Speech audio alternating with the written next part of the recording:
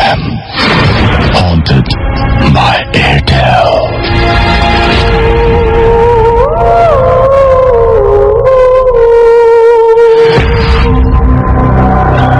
শুনছেন সবসময় রেডিও ফুর্তি, আর ঘড়িতে সময় এখন রাত 12টা। শুরু হয়ে গেল ভূত FM হন্টেড বাই এয়ারটেল। আমি রাসেল আছি সাথে, আমার সাথে রয়েছে মাসুম এবং আজকের অতিথিরা। আপনাদের সবাইকে স্বাগত জানাচ্ছি এবং সেই সাথে শীতের প্রকোপ কমতে শুরু করেছে এবং এখন রাতগুলো মোটামুটি দীর্ঘ, এখনো দীর্ঘ এবং দিনগুলো ছোট। আমার মনে হয় দীর্ঘ রাতে ভূত FM আপনাদের অনেক অনেক বেশি ভালো লাগবে এবং আমাদের ভূত FM সাজানো হয়েছে আপনাদের ভালো লাগাকে কেন্দ্র করে। এবং লাস্ট এপিসোডে আমরা অনেক প্রশংসা পেয়েছি এবং যারা আমাদেরকে আপনাদের মূল্যবান মতামত জানিয়েছেন তাদেরকে অনেক অনেক অনেক অনেক ধন্যবাদ জানাচ্ছি। এবং সেই সাথে অনেকেই বলেছেন যে না, আগে আমরা যেভাবে আগে ভূত FM যেভাবে করতাম সেভাবেই এখনো পর্যন্ত যেন আমরা করে যাই। আর সেই সাথে অনেকে আবার বলেছেন যে না, লাস্ট এপিসোডটা অনেক বেশি ভালো ছিল, সুতরাং আমরা চাই যে লাস্ট এপিসোডের মতো করে করতে। তো যাই হোক, দেখা যাক দুটোর মাঝামাঝি কিছু যদি করা যায়। আমরা এখন যেটা করব সেটা হচ্ছে, শুরুতে জানিয়ে দিচ্ছি যে আমাদেরকে এখানে SMS করতে হবে কিভাবে। আপনার মোবাইলের মেসেজ অপশনে গিয়ে টাইপ করুন ফুর্তি, FOORTI, ফুর্তি স্পেস দিয়ে লিখুন আপনার নাম এবং তারপর আপনার SMS পাঠিয়ে দিন 9840 নাম্বারে। আর যারা আমাদের ইমেল করতে চান তারা ইমেল করতে পারেন। আমাদের ইমেল অ্যাড্রেস হচ্ছে bhutfm@radiofurti.fm, which is BHWTFM@radioforti.fm। আর একটা জিনিস সেটা হচ্ছে যে আমরা মাঝখানে বলেছিলাম কিন্তু আপনাদেরকে যে আমরা খুব দ্রুতই আপনাদেরকে নিয়ে যাব কোনো একটা হন্টেড প্লেসে এবং সেখানে আপনারা রাত কাটাবেন, সেখানকার এক্সপিরিয়েন্স গুলো আমাদের সাথে শেয়ার করবেন সরাসরি। এবং তারপরের যে সমস্ত এপিসোডগুলো থাকবে সেখানেও আপনারা ইচ্ছা করলে সেই ঘটনাগুলো শেয়ার করতে পারেন। তো আমাদের আর বেশি হাতে সময় নেই, মাত্র 2টা উইক রয়েছে, অর্থাৎ নেক্সট উইকের মধ্যে আপনাকে জানাতে হবে কোথায় আমরা ভিজিট করতে পারি এবং সেই জায়গার বৈশিষ্ট্য। অনেকে অনেক ঠিকানা পাঠিয়েছেন আমাদেরকে এর আগের ইমেইলে, কিন্তু সেই জায়গায় গিয়ে আমরা আলটিমেটলি কি দেখব এবং কি ঘটনা ঘটতে পারে বা কি ঘটনা ঘটেছিল সেখানে, সেই সমস্ত কিছু অনেকেই লেখেননি। তো আশা করব যে এখন আপনারা একটু ডিটেইল ব্যাপার স্যাপার জানিয়ে আমাদেরকে ইমেলটি করবেন এবং সেই জায়গায় আমরা কিভাবে যেতে পারি, কোথায় উঠতে পারি, সেই সমস্ত বিষয়ে যদি আপনি জানান আপনার এলাকার সেই জায়গাতে হয়তো আমরা পৌঁছে যাবো ভূত FM টিম নিয়ে এবং সেখান থেকে সরাসরি আমরা প্রচার করব আমাদের ভূত FM। সুতরাং একেবারেই আমাদের খাতা কলম নিয়ে প্রস্তুত হয়ে যান, অথবা আমাদের ইমেল অ্যাড্রেসে লিখে রাখুন বা মনে রাখুন bhutfm@radiofurti.fm অ্যাড্রেসে আগামী 7 দিনের মধ্যে আপনাকে জানাতে হবে সেই বিশেষ স্থানটির ঠিকানা। আজকের এই এপিসোডটি যদি আনফরচুনেটলি কেউ মিস করে থাকেন তাহলে আপনাকে কি করতে হবে? আপনাকে যেটা করতে হবে সেটা হচ্ছে আপনাকে এয়ারটেল এম রেডিওর সাহায্য নিতে হবে এবং সেই জন্য আপনাকে যেটা করতে হবে আপনার এয়ারটেল নাম্বার থেকে ডায়াল করতে হবে 4040, সিলেক্ট করতে হবে চ্যানেল 22। দেখবেন যে একের পর এক বিভিন্ন এপিসোডের অপশন আপনাকে দেয়া হচ্ছে এবং যে এপিসোডটি আপনি মিস করেছেন বা যে এপিসোডটি আপনি পুনরায় শুনতে চান সেই এপিসোডটি চাইলে আপনি আবারও শুনতে পারবেন। যারা আজকে আমাদের এখানে উপস্থিত আছেন, আপনাদের সাথে যারা ঘটনা শেয়ার করবেন তাদেরকে শুরুতেই আমি ধন্যবাদ জানাতে চাই, কারণ অনেক কষ্ট করে ঢাকা এবং ঢাকার বাইরের বিভিন্ন প্রান্ত থেকে আমাদের সম্মানিত অতিথিরা এখানে আসেন আপনাদের সাথে তাদের এক্সপিরিয়েন্স গুলো শেয়ার করতে। তাদেরকে ধন্যবাদ জানানোর কোনো ভাষা নেই, তবে আমরা এটুকু বিশ্বাস করি যে তারাও আসেন এই কারণে যে আপনারা আরো অসংখ্য মানুষ যারা আছেন আমাদের সঙ্গে, আপনারা অসংখ্য ভূত FM প্রেমী, তাদের যারা অপেক্ষা করে থাকেন পুরো সপ্তাহ এই দিনটির জন্য, তাদের জন্যই তারা আসেন। সুতরাং তাদেরকে আপনাদের পক্ষ থেকেও আমি দায়িত্ব নিয়ে তাদেরকে ধন্যবাদ জানাচ্ছি। আর অনেকে আনফরচুনেটলি আসতে পারেন না, তারা অনেকেই আমাদেরকে বিভিন্ন অডিও ফাইল পাঠান, সেগুলো আমরা প্লে করি। আজকেও সেরকম ফাইল থাকবে ইনশাল্লাহ। আর সেই সাথে যারা আমাদেরকে বিভিন্ন ঘটনা লিখে পাঠান এবং স্টুডিওতে আসার ইচ্ছে থাকা সত্ত্বেও আসতে পারেন না, তাদের ঘটনাগুলো আমরা যথারীতি পড়ে শোনাবো। শুরুতেই সেরকম একটা ঘটনা দিয়েই শুরু করছি। লিখছেন আমাকে, আমি রাহাল রাসেল ভাই, আমি জানি যে আপনি আল্লাহর রহমতে ভালোই আছেন, কারণ আপনি সবসময় ভালোর দলে। আজ আমি ভূত FM শ্রোতাদের একটি বাস্তব অভিজ্ঞতা শেয়ার করব। যদিও ঘটনাটি আমার নিজের সাথে ঘটেনি, এটা আমার এক বন্ধুর সাথে ঘটে যাওয়া একটি ঘটনা। আমি সঙ্গত কারণে আমার বন্ধুর নামটি উল্লেখ করছি না, তো সরাসরি ঘটনায় চলে যাই। আমার বন্ধুর ভাষায় বলছি। এটা প্রায় 1 বছর আগের কথা। আমি তখন এইচএসসি পরীক্ষার্থী ছিলাম। আমার বাবা একজন সরকারি কর্মকর্তা হওয়ার কারণে আমরা রাজশাহী শহরের আবাসিক সরকারি কোয়ার্টারে থাকতাম। আমাদের বাসায় সবসময় একজন গার্ড ও একজন কেয়ারটেকার থাকে। দিনটি ছিল শুক্রবার।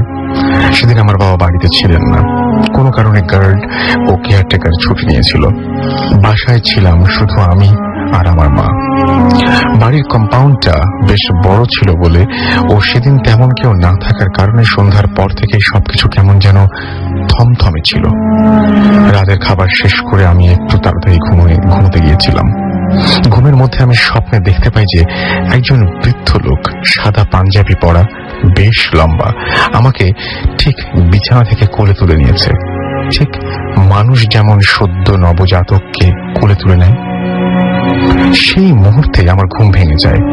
আর ঠিক তখনই আমি দেখতে পাই যে আমার বিছানা থেকে প্রায় 3 হাত ওপরে এবং আমার চোখের সামনে থেকে তখনই একটা কালো ধোঁয়া সরে যায়। মুহূর্তের মধ্যে আমি বিছানায় পড়ে যাই। আমি ভয়ে চিৎকার করতে থাকি এবং অনেক পরে মায়ের সাড়া পাই। সব কথা শোনার পর মা আমার কথা বিশ্বাস করে না, কিন্তু আমি নিজে যা দেখেছি তা তো ভুল ভাবতে পারি না। যদি ভ্রান্ত হয় তাহলে কিভাবে আমি 3 হাত ওপরে উঠে গেলাম? ঘটনার এখানেই শেষ নয়। মাঝখানে কোচিং করার জন্য আমি কিছুদিন ঢাকায় ছিলাম। বিশ্ববিদ্যালয়ে ভর্তি হবার পর ডিসেম্বর 2012-তে রাজশাহীর বাসায় আসি। তখন প্রায় 3টা বা তার বেশি। হঠাৎ আমার ঘুম ভেঙে যায়।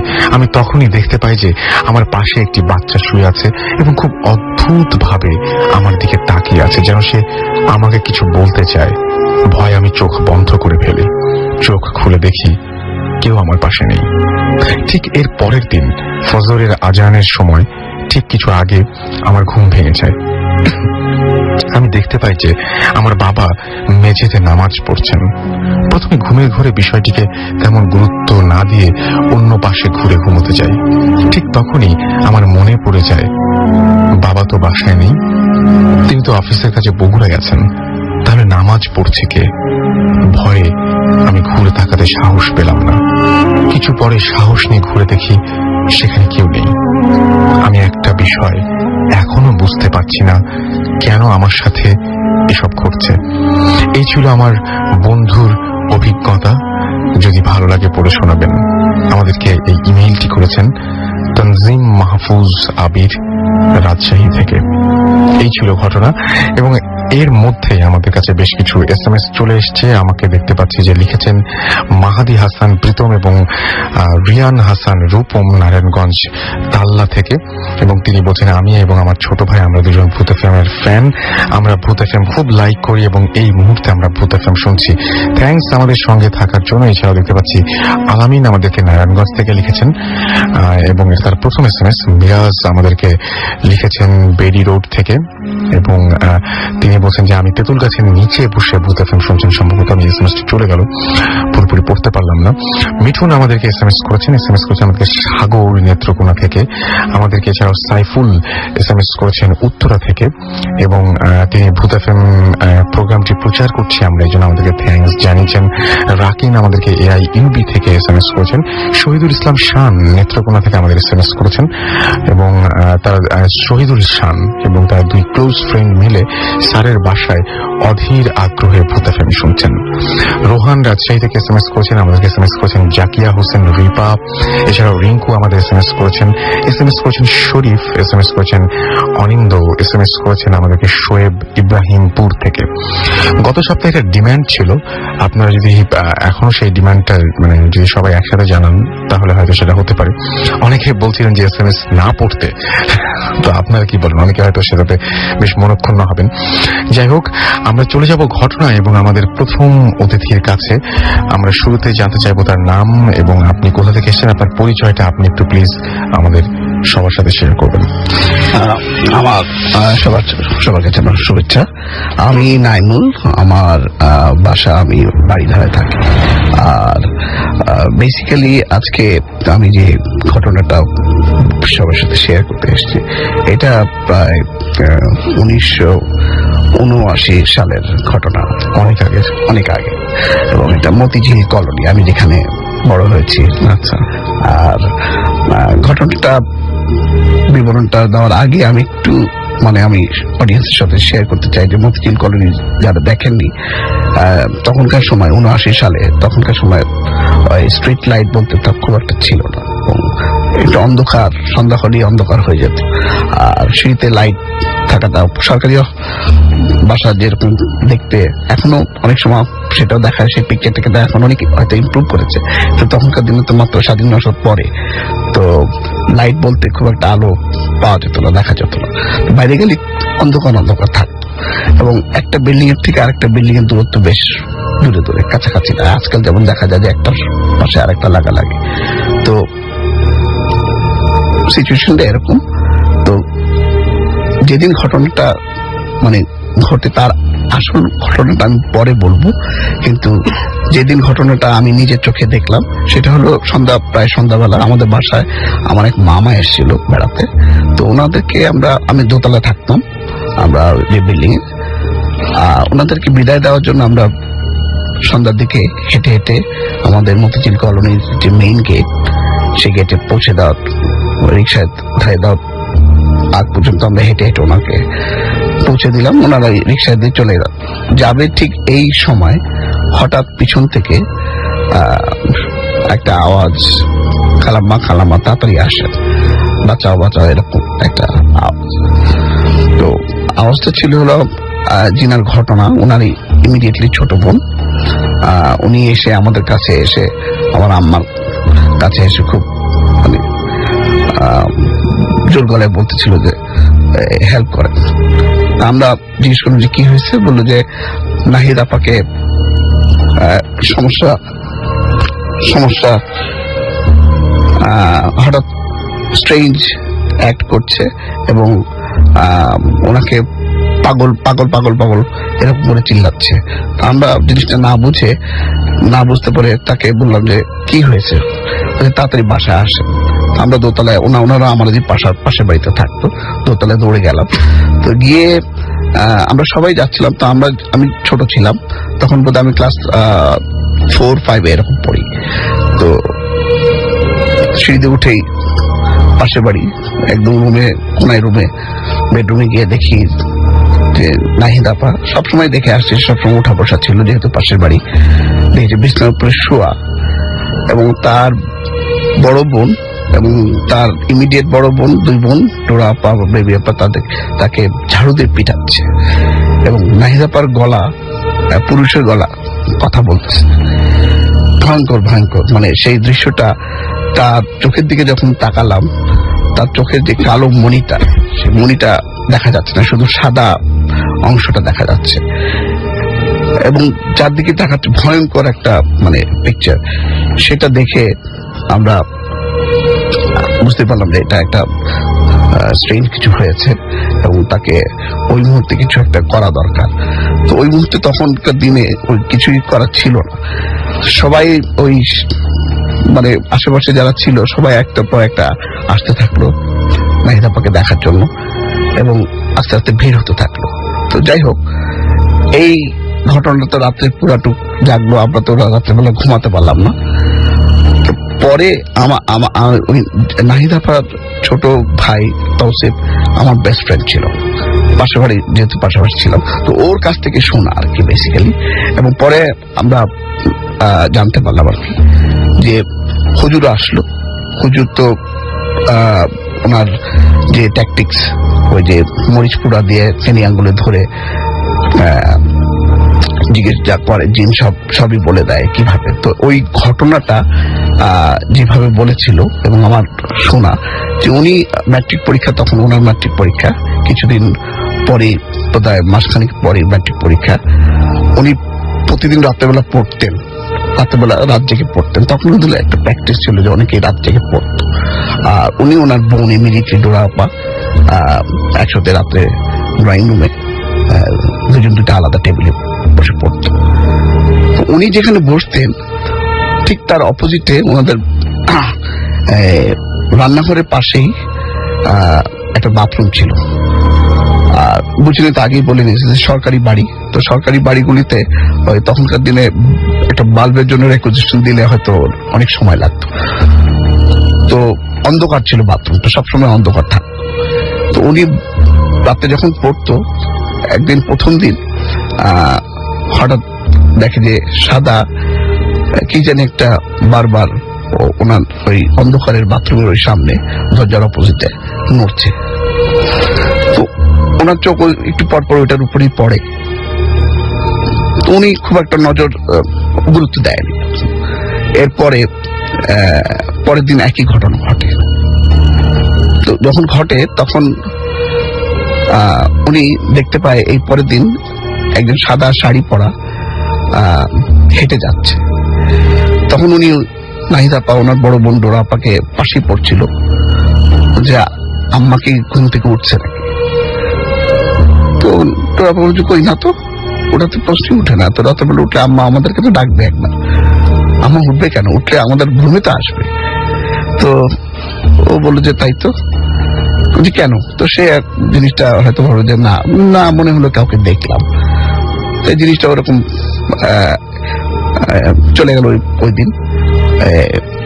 তারপরে উনি রাত্রেবেলা ভয় পাবে বলে উনি একটু টেবিলটার যেদিকে উনি বাথরুমের দিকে তাকায় পড়তো ওটা একটু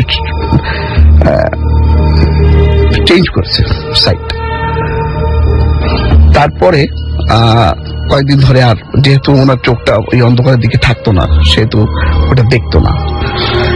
কিন্তু সপ্তাহখানিক পরে উনি সন্ধ্যাবেলায়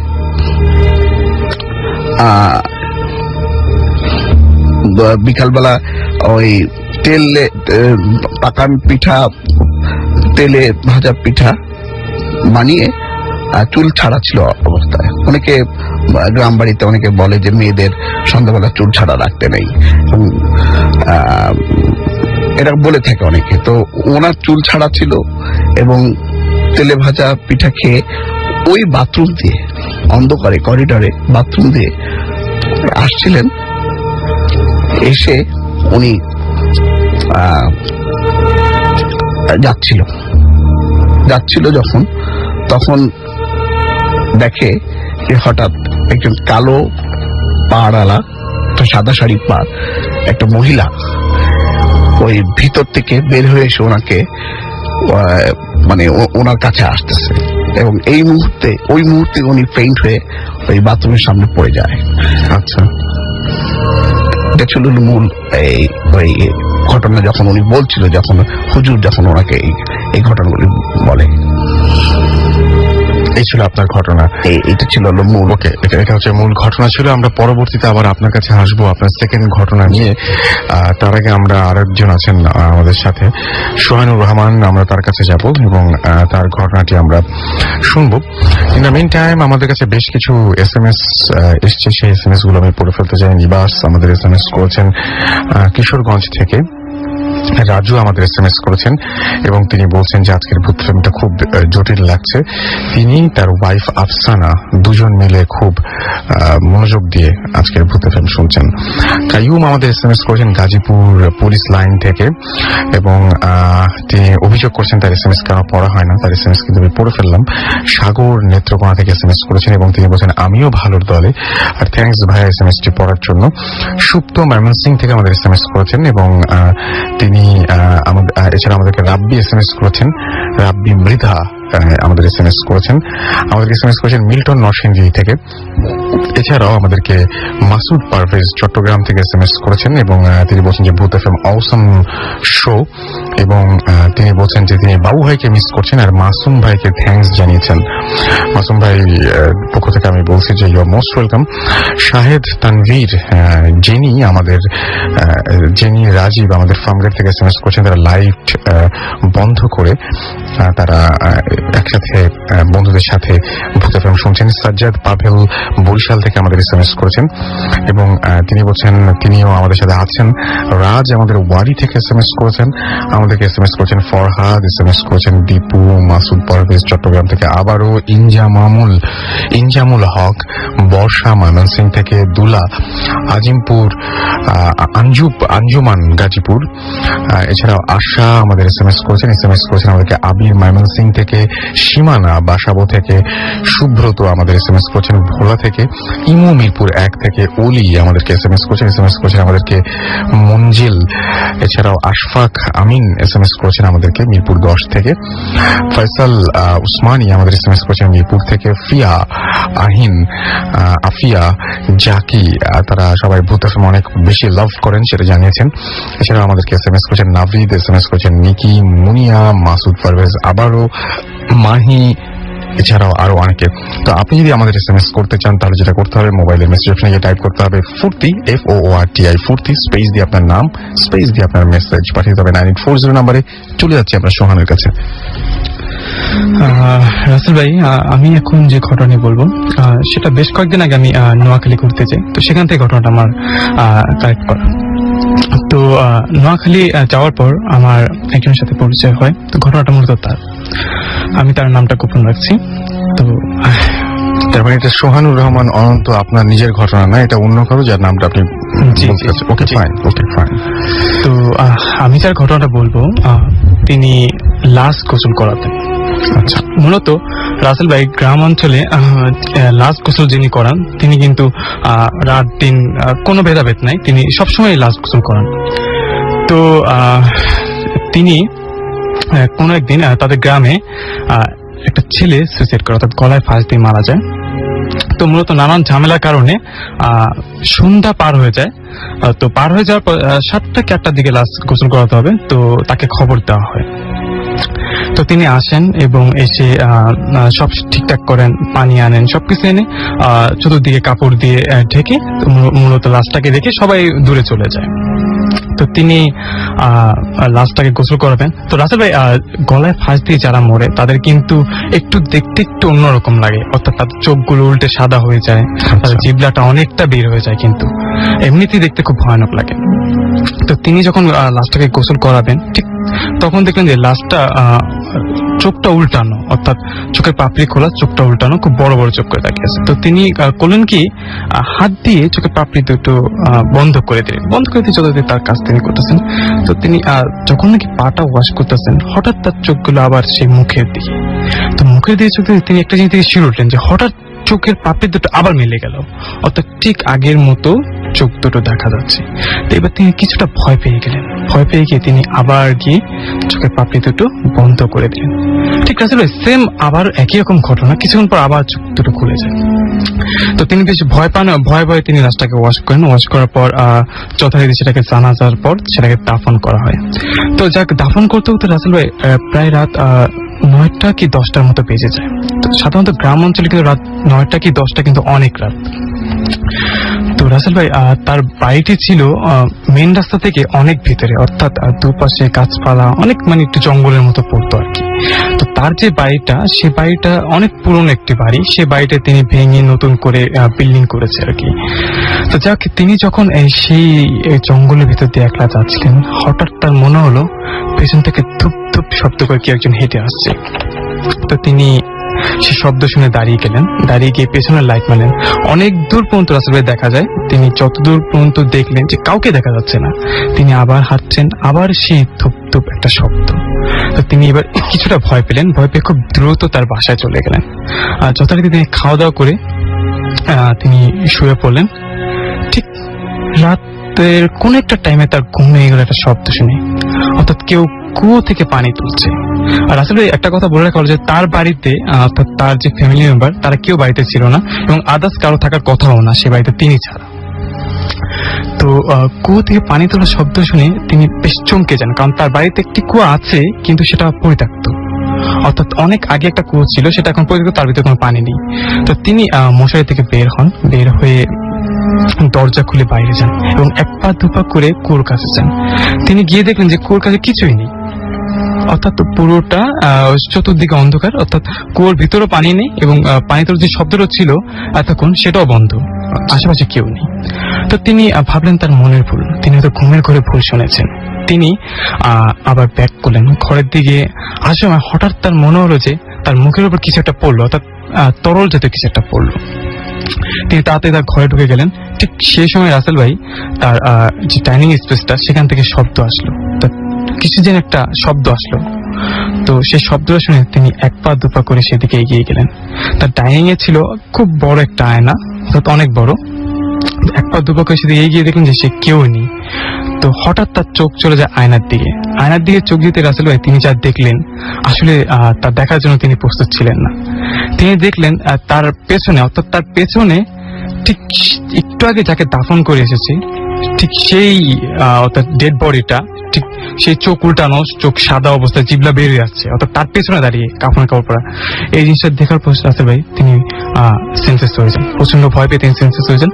আর পরের দিন সকালে যখন তার জ্ঞান ফিরে, তখন তিনি বেশ কয়েকজনের কাছে ঘটনাটা শেয়ার করেন, কিন্তু সবাই ঘটনাটা বলে যে তার চোখের ভুল অথবা তিনি ঘুমের ঘরে ভুল দেখেছেন। তার কয়েকদিন পরের ঘটনা, তিনি কোন একটি কাজ করে সন্ধ্যার পরে বাসায় ফিরছেন। ঠিক সেই কবরস্থানের পাটটা যেখানে তাকে দাফন করা হয়েছিল, ওই ডেড বডিটাকে, ঠিক সেখান দিয়ে আসার সময় তিনি একটু ভয়ে ভয়ে সেটাকে ওভারটেক করে অনেক দূর পর্যন্ত এগিয়ে আসার পর হঠাৎ মনে হলো পেছন থেকে কেউ একজন ডাক দিল তাকে।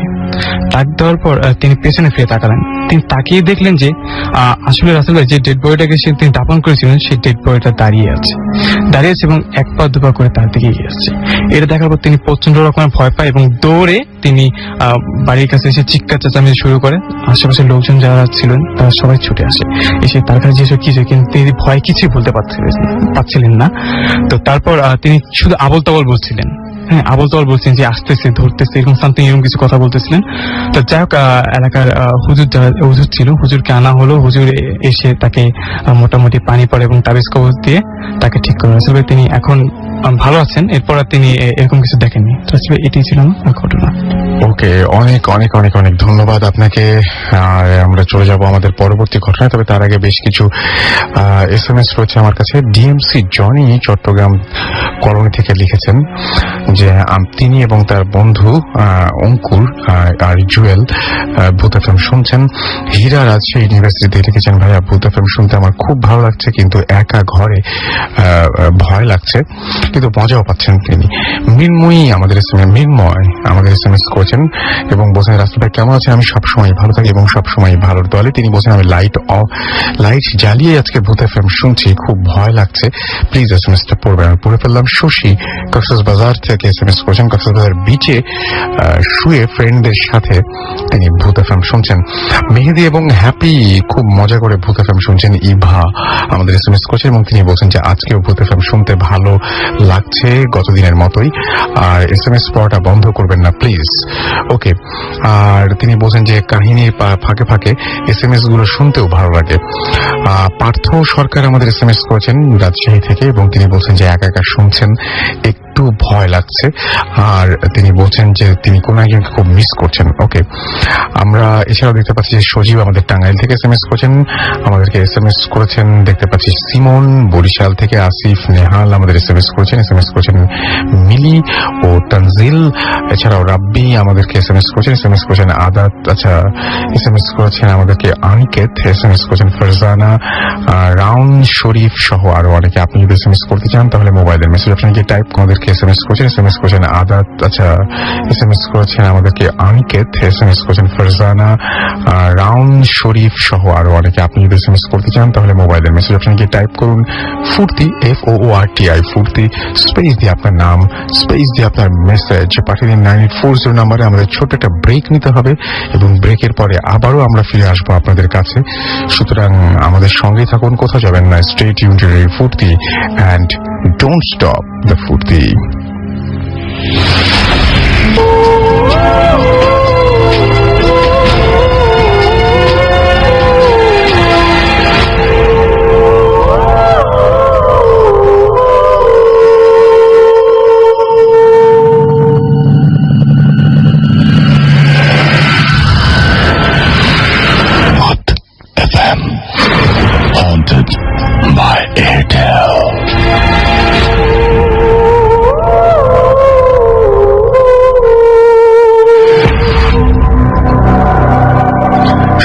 সবসময় রেডিও ফুর্তি চলছে ভূত এফএম হন্টেড বাই এয়ারটেল। ঘড়িতে সময় রাত 12:32। আমি রাসেল আছি, সাথে আমার সাথে রয়েছে মাসুম এবং আজকের অতিথিরা।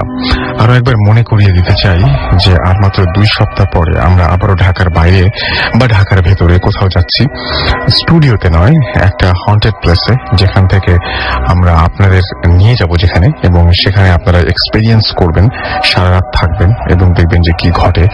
আর সেটা আমরা সরাসরি আবার লিসনারদের কাছে শেয়ারও করবো, অথবা আপনারা ওখান থেকে পার্টিসিপেট করতে পারবেন, সবাইকে জানাতে পারবেন যে কি ঘটছে সেখানে। সো এরকম একটা উদ্যোগ আমরা নিচ্ছি। আর মাত্র 2 সপ্তাহ বাকি। সো এই সপ্তাহের মধ্যে, অর্থাৎ আগামী 7 দিনের মধ্যে আপনি জানিয়ে দিন যে আপনার এলাকায়, আপনার আশেপাশে এরকম কোনো হন্টেড প্লেস রয়েছে কিনা। কিভাবে জানাবেন? আমাদেরকে ইমেল করুন এবং ইমেল করে বিস্তারিত বিবরণ সহ, ওই জায়গাটির বিস্তারিত বিবরণ সহ আমাদের জানিয়ে দিন। আমাদের ইমেল অ্যাড্রেসটি হচ্ছে bhutfm@radiofurti.fm, which is bhutfm@radiofurti.fm। আরো একবার বলছি, bhutfm@radiofurti.fm। এটা হচ্ছে আমাদের অ্যাড্রেস। এটা মনে রাখুন বা লিখে ফেলুন এবং এই অ্যাড্রেসে পাঠিয়ে দিন আপনাদের বিস্তারিত বিবরণ। আমাদের ভূত এফএম টিম গেস্ট সহ পৌঁছে যাবে আপনার এলাকায়, আপনার চিরপরিচিত সেই হন্টেড প্লেসে, এবং সেখানে রাত কাটাবে। আর সেই সাথে আরো একটা খবর জানিয়ে দিই, সেটি হচ্ছে যে আপনি যদি আমাদের এসএমএস করতে চান, সেটি খুব সহজেই করতে পারেন। মোবাইলের মেসেজ অপশনে গিয়ে টাইপ করে ফেলুন ফুর্তি, FOORTI, ফুর্তি, স্পেস দিয়ে আপনার নাম, স্পেস দিয়ে আপনার মেসেজ পাঠিয়ে দিন 9840 নাম্বারে। এখন যে ঘটনাটি বলবো, সেই ঘটনাটি বলার আগে একটু বলে নিই যে আপনারা সবচেয়ে বেশি এনজয় করবেন যদি এই ঘটনাটি আপনারা আপনাদের ঘরের বাথরুমে গিয়ে শুনতে পারেন, অথবা মানে আপনাদের এক্সপেরিয়েন্স করার সুযোগ আছে এখানে বেশ কিছু। আর সেই সাথে যারা বাথরুমে যেতে পারছেন না বা বাথরুমে যে শোনা সম্ভব নয়, তারা মনে মনে কল্পনা করুন আপনাদের বাসার চিরপরিচিত সেই বাথরুমটি। কারণ এবারের যে ঘটনাটি সেটি একদমই বাথরুম রিলেটেড। আর সেই সাথে চিরপরিচিত বাথরুমটি মাঝে মাঝে যদি অচেনা হয়ে ওঠে তাহলে কেমন হয় এবং কি ঘটে, সেটাই আমাদের আবারও জানাবেন আমাদের একজন লিসনার, আমাদের একজন গেস্ট, আজকের অতিথি। আপনার নামটা আরো একবার বলুন ভাই। আমরা জানি যে আপনার নাম নাইম, তারপর আপনার পরিচয়টা বলে আপনার ঘটনাটি প্লিজ একটু শুরু করেন।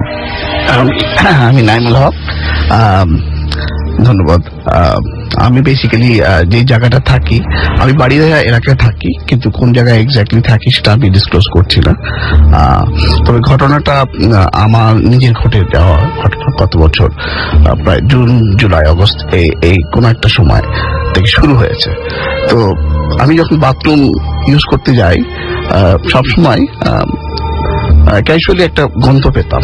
আর গন্ধটা সবসময় পেতাম হলো সন্ধ্যার পরে। তখনই দিনের বেলা যখন পরে আমি খেয়াল করলাম, প্রথম তো যখন শুরু হয় তখন তো মোটেই আমি খেয়াল করা শুরু করিনি, কারণ তখন আমার ঘটনা হিসাবে আমি তখন দেখিনি।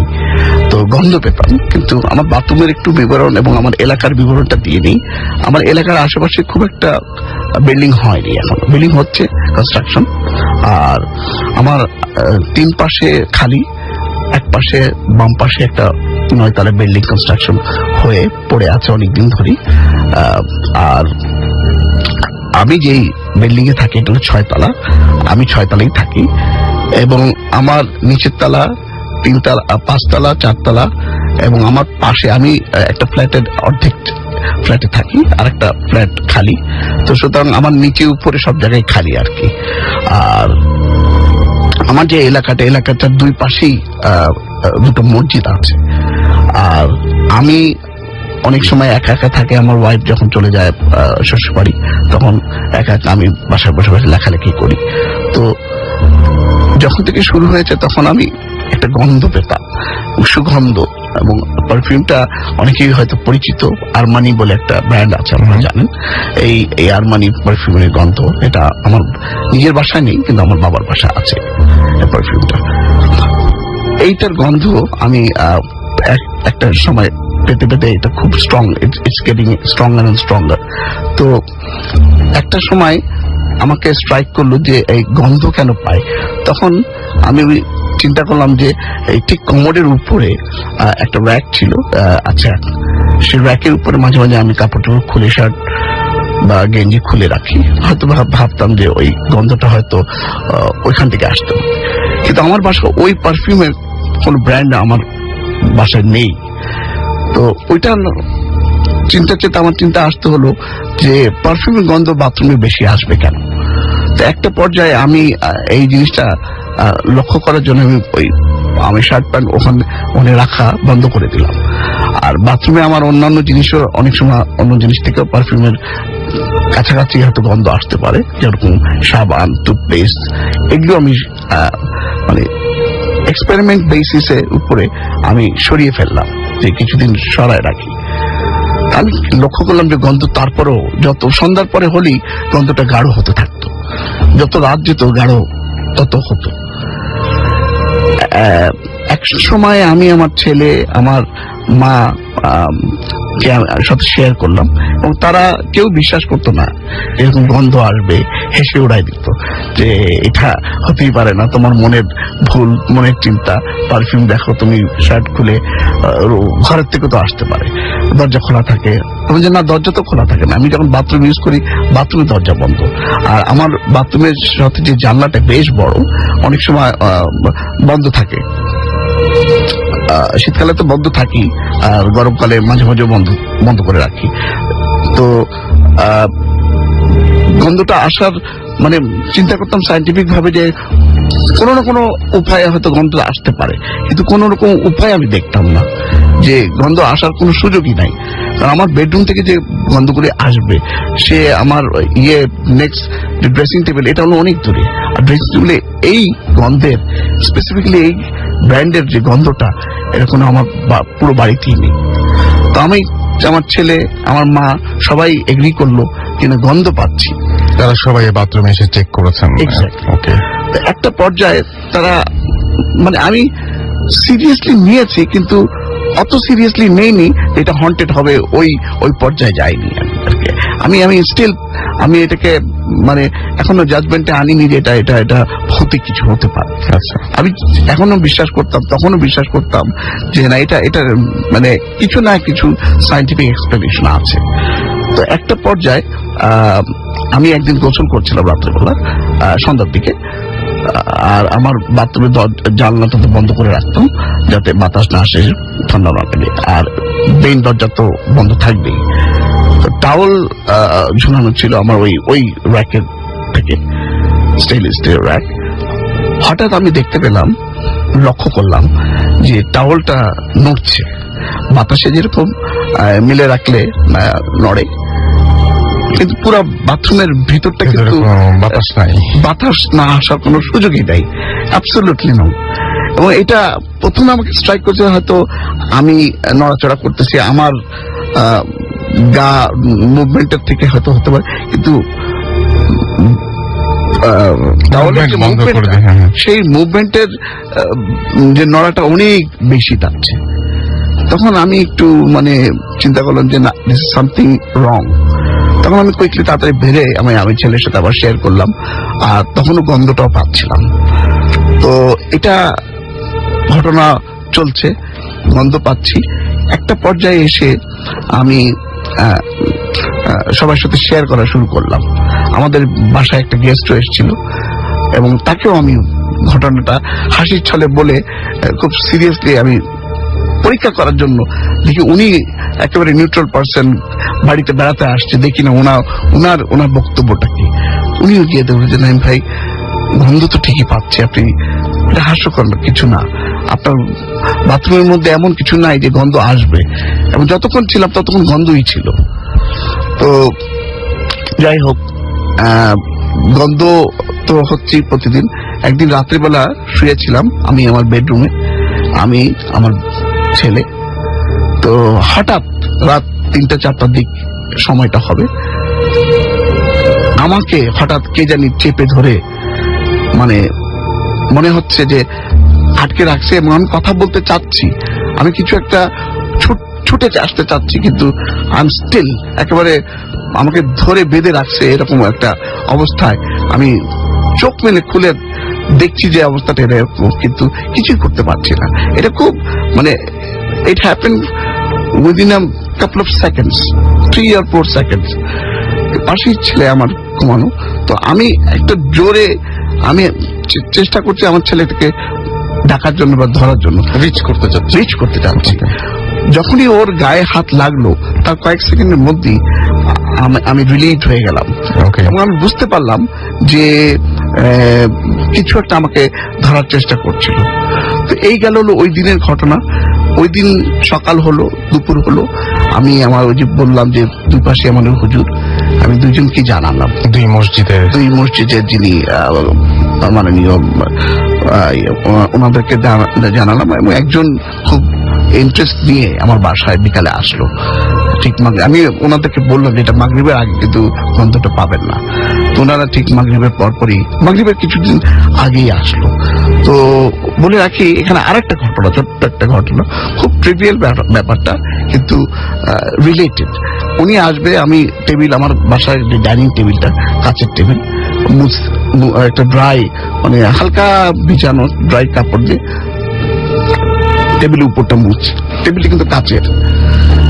একটা জায়গায় আমি দেখি যে মুছতেছি কিন্তু পানি যায় না। আমি কিভাবে পানি যাচ্ছে না, আমি খেয়াল করে দেখলাম যে উপরে পানি তো নাই, পানিটা এই কাঁচের নিচে অপোজিট দিকে এক ফোঁটা পানি মনে হয় যে পড়বে, কিন্তু পড়ে নেই। পানিটা একটা দলা ওই টেবিলের নিচে। আমি চিন্তা করলাম যে টেবিলের নিচে পানি তো কোথা থেকে আসবে, আমার কাপড়টা তো ভিজা না, এবং অত ভিজা না যে চপচপায় পানি পড়বে আর ওই নিচে পানি ছিটে যাবে, সেটা তো প্রশ্নই উঠে না। তো এটা এই স্ট্রেঞ্জ একটা ঘটনা ঘটলো ঠিক হুজুর আসার আধা ঘন্টা কি 15 মিনিট আগে। ওনার সাথে শেয়ার করলাম, হুজুর আসলেন অ্যাজ ইউজুয়াল। আমার বাথরুমে উনি গেলেন এবং উনি গিয়ে মুচকি হাসি দিয়ে ফিরে এসে ডাইনিং টেবিলে বসে বলছে, হ্যাঁ আমি কিছুটা, উনি মানে আমাকে ঘাবড়ে না দিয়ে উনি জিনিসটাকে এমন ভাবে প্রেজেন্ট করলো, কিন্তু সত্যতা যাচাই করে উনি পেলেন যে হ্যাঁ আমিও গন্ধ পেয়েছি। পরে বলল যে এই ধরনের ঘটনা ঘটতেই পারে। আমি একই জিনিস পরীক্ষা করার জন্য অন্য আর এক হুজুর আরেকটা মসজিদে ওনাকেও বললাম, উনিও আসলেন, উনিও দেখলেন একই জিনিস এবং উনিও বললেন, শেয়ার করলেন যে গন্ধ পাচ্ছি। যাই হোক, ওনারা দুজনই পানি পড়া এবং অ্যাডভাইস করলো যে বাড়িটা বন্ধক দিতে হবে। আচ্ছা, তো আমি পরে ওনাদের অ্যাডভাইস মতন পানি পড়া দিলাম, বাড়িটা বন্ধক দেওয়ার জন্য ইনিশিয়েটিভ নিলাম। এটাই ছিল মূল ঘটনা।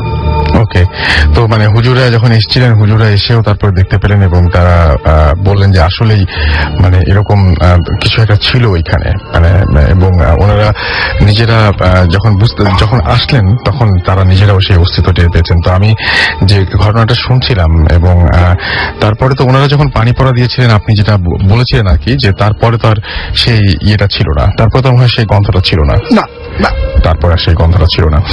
ওকে, তো আজকে এই ঘটনার পরে আমি জানি না যে আপনারা বাথরুমে কয়জন গিয়ে শুনেছেন বা বাথরুমটি কল্পনা করেছেন নিশ্চয়ই অনেকে মনে মনে। তো আপনাদের বাথরুমে এরকম কোনো সমস্যা থাকুক আর না থাকুক, আজকে একটা পসিবিলিটি থেকেই যায় যে রাতের বেলায় বাথরুমে গিয়ে আপনারাও অস্বাভাবিক কোনো গন্ধ বা সুগন্ধ পেতে পারেন। দুর্গন্ধ হলে ভেবে নেওয়া যায় যে না ঠিক আছে, হতে পারে, বাট যদি সুগন্ধ হয় সত্যি মানে খুব অদ্ভুত ব্যাপার। এবং আপনারা, আমার যেটা মনে হয় যে ভূতাশ্রমের পরে আজকে একটু বাথরুমে গিয়ে নিজেরা একটু এক্সপেরিয়েন্স করেন। হ্যাঁ, হয়তো থাকবে না, কিন্তু জাস্ট কিছুক্ষণের জন্য একটু হারিয়ে যাবেন আর কি, কোনো একটা অনুভূতির মধ্যে, কোন একটা আবহের মধ্যে আপনারা নিজেরাও নিমগ্ন হয়ে যাবেন এবং দেখবেন যে হয়তো অনেকে গন্ধ পেতেও পারেন। অবশ্যই এটাকে গুরুত্ব দেওয়ার কিছু নেই।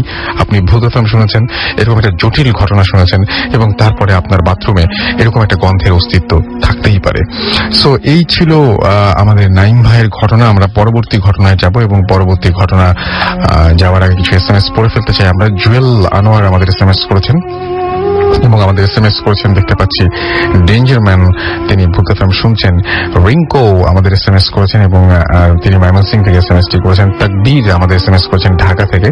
এছাড়াও মোহাম্মদ আরিফুল্লাহ আমাদের SMS করেছেন আমাদেরকে আদর। এছাড়াও আমাদেরকে আখি SMS করেছেন তুহিন চাকমা, তিনি বন্দর চট্টগ্রাম থেকে SMS করেছেন। সাব্বির আমাদের SMS করেছেন এবং এছাড়াও আমাদেরকে SMS করেছেন, দেখতে পাচ্ছি রাশেদ, মেরাজ আমাদের SMS করেছেন আমাদেরকে জয়ন্ত, এবং আমাদেরকে SMS করেছেন রাব্বি, তাছাড়াও আমাদেরকে দেখতে পাচ্ছি, এছাড়াও SMS করেছেন কবির, SMS করেছেন আরমান, মিঠু, মেহেদি, নয়ন, জেরিন বরিশাল থেকে SMS করেছেন, অসীম কিশোরগঞ্জ থেকে SMS করেছেন, ডোরিন আমাদেরকে SMS করেছেন আমাদেরকে আসিফ ঢাকা থেকে, আখি উত্তরা থেকে, আফরোজ আমাদের SMS করেছেন তার ভয় লাগছে, রাব্বি আমাদের SMS করেছেন, শৈলী আমাদের SMS করেছেন আমাদেরকে, সুস্মিতা রেজা পাবনা থেকে, এছাড়াও ফয়সাল নরসিংদী দাসপাড়া থেকে SMS করেছেন আমাদেরকে আসিফ, এছাড়াও SMS করেছেন রাহাত আলী, রাব্বি, এছাড়াও SMS করেছেন আমাদেরকে কবির সহ আরো অনেকে। তো যারা SMS করতে চাচ্ছেন এখন SMS করার নিয়মটি জানেন, তাদেরকে বলি মোবাইলের মেসেজ অপশনে গিয়ে টাইপ করুন ফুর্তি, FOORTI, ফুর্তি স্পেস দিয়ে আপনার নাম, স্পেস দিয়ে আপনার মেসেজ আর পাঠিয়ে দিন 9840 নম্বরে। আমরা চলে যাব আমাদের পরবর্তী ঘটনায়, আবারও অনন্তর কাছে যাচ্ছি। অনন্ত, আপনাদের নেক্সট ঘটনাটি কি সেটা শুনি। হ্যাঁ রাসেল ভাই, আমার যে নেক্সট ঘটনাটি সেটা আমার আব্বুর কলিগের কাছ থেকে শোনা, আমার এক আঙ্কেলের কাছ থেকে। তো ঘটনাটা 90 কি 91 থেকে ঘটনা। তো তিনি তখন একটা NGO-তে জব করতেন। তো বিভিন্ন কাজে তাকে বিভিন্ন জেলায় যেতে হতো, অর্থাৎ বিভিন্ন শাখা তাকে পরিদর্শন করতে হতো, যেতে হতো অনেক পাড়াগে। তো তেমন একটি পরিদর্শনে তারা 3 জন, অর্থাৎ আমার আব্বুর কলিগ এবং আরো 2 জন মিলে অর্থাৎ চাঁদপুরের কোন একটি জায়গায় যায়। যেহেতু তারা পাড়াগাঁও গুলো দেখবে, তো তারা ঠিক সেরকম একটি জায়গা বেছে নিলেন, অর্থাৎ তাদেরকে সেরকম একটি জায়গা দেওয়া হলো তো পাড়াগাঁয়ের কাছে থাকার জন্য, অর্থাৎ গ্রাম থেকে একটু গ্রামের পাশে। অর্থাৎ তখন কিন্তু রাসেল ভাই জনবসতি একেবারে কম ছিল, কম ছিল। তো গ্রামের খুব কাছে মোটামুটি বিল্ডিং, একতলা বিল্ডিং এর মতো, চতুর্দিকে 4-5 ফিট মতো বাউন্ডারি দেওয়া। তো যাই হোক, সারাদিন কাজ করে প্রথমে যেটা ঘটে যে সারাদিন কাজ করে তারা সন্ধ্যাবেলা বাসায় ফিরে। তো রুমটা হচ্ছে এরকম যে প্রথম রুমটার ভিতর দিয়ে আরেকটা রুমের দরজা, অ্যাটাচ বাথরুম। তো ভেতরের রুমে 2 জন ঘুমায়, আর সামনের রুমটার মধ্যে ঘুমা হচ্ছে আমার আব্বুর যে কলিগ তিনি। তো কারেন্ট ছিল না বিধায় হারিকেনটা জ্বালিয়ে তিনি শুয়েছিলেন। তো নতুন জায়গা ঘুম আসছিল না, এপাশ ওপাশ করতেছিলেন। তো আনুমানিক তখন অনেক রাত। তো হঠাৎ তিনি দেখেন যে টুপ করে হারিকেনটা নিভে গেল, অর্থাৎ অন্ধকার হয়ে গেল চতুর্পাশে। তিনি হঠাৎ করে হারিকেনটা নিভে যাতে তিনি বেশ অবাক হয়ে সেদিকে তাকালেন। তাকিয়ে তিনি বুঝতে পারলেন যে হঠাৎ করে হারিকেনটা নিবার কারণটা কি। কোনো বাতাস নেই, ঘরের মধ্যে কোনো বাতাস নেই, জানালা সব বন্ধ। তো তিনি মশারির ভিতর থেকে বেরোলেন। তিনি ভাবলেন যে হয়তো বা তার পাশে তার কলিগ হয়তো বা দুষ্টুমি করেছে। তো তিনি হারিকেনটা জ্বালালেন, জ্বালিয়ে পাশে ঘরে গিয়ে দেখলেন যে তারা ঘুমাচ্ছে, অঘোর ঘুমে ঘুমাচ্ছে। অর্থাৎ দেখে বোঝা যাচ্ছে না তারা কেউ এই কাজটা করতে পারে। ঠিক এমন সময় রাসেল ভাই কে যেন দরজা নক করলো, টক টক টক টক নক করলো। তো তিনি বুঝতে পারলেন যে এত রাত্রে কে এলো। তা তিনি তার হাতে একটা টর্চ ছিল। তো তিনি ওই রুম থেকে বেরিয়ে আসলেন। তো তিনি উদ্দেশ্যে তিনি দরজা খুলবেন, তিনি দরজার কাছে এগিয়ে গেলেন। তো হঠাৎ তিনি, অর্থাৎ রাসেল ভাই, গ্রামের ঘরে এখনো দরজাগুলো দেখা যায় নিচের থেকে অনেকটুকু কিন্তু উপরে ওঠানো, মানে তাকালে দেখা যায় যে বাইরের অবস্থাটা। তো তিনি কি যেন মনে করে নিচের দিকে লাইট মারলেন। তো লাইটের আলোতে রাসেল ভাই তিনি স্পষ্ট দেখলেন যে সেখানে বড় বড় 2টি পা, অর্থাৎ সাধারণ মানুষের তুলনায় পাগুলো অনেক বড় এবং অনেকটা লোমস্য টাইপের। তো তিনি বেশ জোরে চিৎকার করলেন। চিৎকার করার পর তার ওই যে কলিগরা তাদের ঘুমিয়ে গেল, তারা উঠে এলেন। তো বললো কি হয়েছে? তো বলেছে আমি এই দরজার সামনে এই মাত্র 2টো পা দেখলাম। তো ওরা দরজা খুলে দেখলো যে কেউ নেই। তো পুরো বাড়ি ঘুরলো, কিছুই না। 4-5 ফিট বাউন্ডারি পেরিয়ে আসাটাও কারোর পক্ষে সম্ভব না। তো প্রধান দরজা লাগানো। তো বললো যে এটা তোমার মনের ভুল, হয়তো তুমি ভুল দেখেছো। তো যাক, সেই রাতে আর কোনো সমস্যা ঘটে না। তো পরের দিন রাত্রেবেলা তো তিনি শুয়ে থাকেন। তো ঠিক কোন একটা টাইমে রাসেল ভাই তার ঘুম ভেঙে যায়। তো ঘুম ভাঙতে তিনি দেখেন যে ঘরটা অন্ধকার, একেবারে অন্ধকার, তার হারিকেনটা নেভানো। তো তিনি এবারও বেশ অবাক হন যে হারিকেনটা তেল ভর্তি ছিল, নিভলো কি করে। তো তার রাসেল ভাই তার খাটের পাশেই ছিল টেবিলের উপর টর্চ লাইটটা। তো তিনি টর্চের উদ্দেশ্যে খাটের উপর থেকে হাতটা বাড়ালেন, অর্থাৎ তার উদ্দেশ্যে যে হাত বাড়িয়ে তিনি টর্চটা ধরবেন। ঠিক রাসেল ভাই সেই সময় তার হাতটা গিয়ে পড়লো অন্য কিছুর উপরে, অর্থাৎ শীতল ঠান্ডা কিছু একটা। হাতটা পড়তেই সেটা ঝাপটা মেরে তাকে ছেড়ে দিয়ে সোজা ওয়াশরুমের দিকে চলে গেল। অর্থাৎ অন্ধকারে তিনি দেখে যে কালো কিছু একটা ওয়াশরুমের দিকে চলে গেল। তো তিনি এবার বেরিয়ে আসলেন মশারির ভিতর থেকে, খুব দ্রুত বেরিয়ে আসলেন। তিনি বুঝতে পারলেন না কি হলো এটা। হঠাৎ করে তার দরজা জানালা সব লাগানো, হ্যাঁ, হঠাৎ করে তার ওয়াশরুমের দিকে কি গেল। তো তিনি লাইটটা নিয়ে তিনি এক পা দুপা করে ওয়াশরুমে দিয়ে গেলেন। ওয়াশরুমটা তিনি দরজাটা একাত দিয়ে খুলে ভিতরে দেখলেন যে কুটকুটে অন্ধকার। তো রাসেল ভাই তিনি লাইটটা মারার সাথে সাথে তিনি দেখলেন তার থেকে কিছু দূর, অর্থাৎ অল্প কিছু দূরে, ঠিক মানুষ আকৃতি বললে ভুল হবে, কিছু একটা খুব বিকৃত চেহারাটা, খুব বিকৃত, তার থেকে 1-1.5 হাত দূরে তার ওয়াশরুমের ভিতরে তার দিকে তাকিয়েছে। তাকে বলে আসলে তিনি আর সহ্য করতে পারেনি, তিনি সেন্সলেস হয়ে যান। চিৎকার দিয়ে তিনি সেন্সলেস হয়ে যান। তো তার কলিগরা তাকে এসে সেখানে পায়, সেন্সলেস অবস্থা পায়। তো তাকে মাথায় পানি টেনে দিয়ে তার জ্ঞান ফেরার পর তিনি সবকিছু খুলে বলেন। বলার পর তিনি তারা বলেন যে এরকম কিছুই তারা দেখেননি এখানে এসে। তো তিনি এরপরে সেখান থেকে তিনি চলে আসেন, সেই ট্যুরটা তিনি সেখান থেকে তিনি আবার ঢাকা ব্যাক করে চলে আসেন। তো এটাই ছিল আপনার ঘটনা। ওকে, আপনাকে অনেক ধন্যবাদ। আমরা দেখতে পাচ্ছি আশিক আমাদেরকে ওয়াসা চট্টগ্রাম থেকে SMS করেছেন, নাবিল মগবাজার থেকে SMS করেছেন, শাকিল আসিফ ফেনী থেকে SMS করেছেন, ইরিন আমাদের SMS করেছেন হাসান আল মাহমুদ, এছাড়া আমাদের SMS করেছেন লিমা, জেসি, অর্নি, জ্যোতি, মিশু, আফরোজা, শুভ সহ আরো অনেকে। MD নীরব আমাদের SMS করেছেন তন্নি চট্টগ্রাম থেকে, ভয় লাগছে তার। আতিক আমাদের SMS করেছেন তার ফ্রেন্ড রিমন, দুজনে মিলে ভূত FM শুনছেন। রিমুল ইসলাম আমাদের SMS করেছেন আমাদের আফজাল কুমিল্লা থেকে। আনাফা আমাদের SMS করেছেন। মিঠু আমাদের SMS করেছেন আমাদেরকে। উর্মি SMS করেছেন আমাদেরকে বরিশাল থেকে। রুবেল মিয়া এছাড়াও আমাদের SMS করেছেন, দেখতে পাচ্ছি মোশাররফ হোসাইন SMS করেছেন, মিম SMS করেছেন, প্রিন্স SMS করেছেন, দীপস, রাজু রাজশাহী থেকে। এছাড়াও আমাদেরকে আরো অনেকে দেখছি SMS করেছেন। আপনি যদি SMS করতে চান তাহলে মোবাইলের মেসেজ অপশনে গিয়ে টাইপ করুন ফুর্তি, FORTI, ফুর্তি স্পেস দিয়ে আপনার নাম, স্পেস দিয়ে আপনার মেসেজ পাঠিয়ে দিন 9840 নাম্বারে। শুনছেন সব সময় রেডিও ফুর্তি, চলছে ভূত FM হন্টেড বাই এয়ারটেল। আমাদের নেক্সট অতিথিরা এসে পৌঁছাবেন এবং তার আগে আমরা ছোট্ট বিরতি নিব এবং তার পরপরই শুনবো আমরা অনেকেই, আমি বলি যে অনেকেই স্টুডিওতে এসে আসতে পারেন না, অনেকে দেশের বাইরে থাকার কারণে স্টুডিওতে এসে ঘটনা শেয়ার করতে পারেন না, অনেকে ঢাকার বাইরে থাকার কারণে শেয়ার করতে পারেন না। সেরকম একটা অডিও ক্লিপ আমরা শুনবো যেখানে একজন আমাদেরই একজন লিসেনার এবং তিনি তার ঘটনা, তার এক্সপিরিয়েন্স শেয়ার করবেন আপনাদের সাথে। তবে তার আগে ছোট একটা বিজ্ঞাপন বিরতিতে যেতে হবে এবং বিজ্ঞাপন বিরতির পরপরই আপনারা শুনবেন সেই অডিও ক্লিপটি। So stay tuned radio Foorti and don't stop the Foorti. আমরা ফিরে আসছি নতুন অতিথিদের নিয়ে।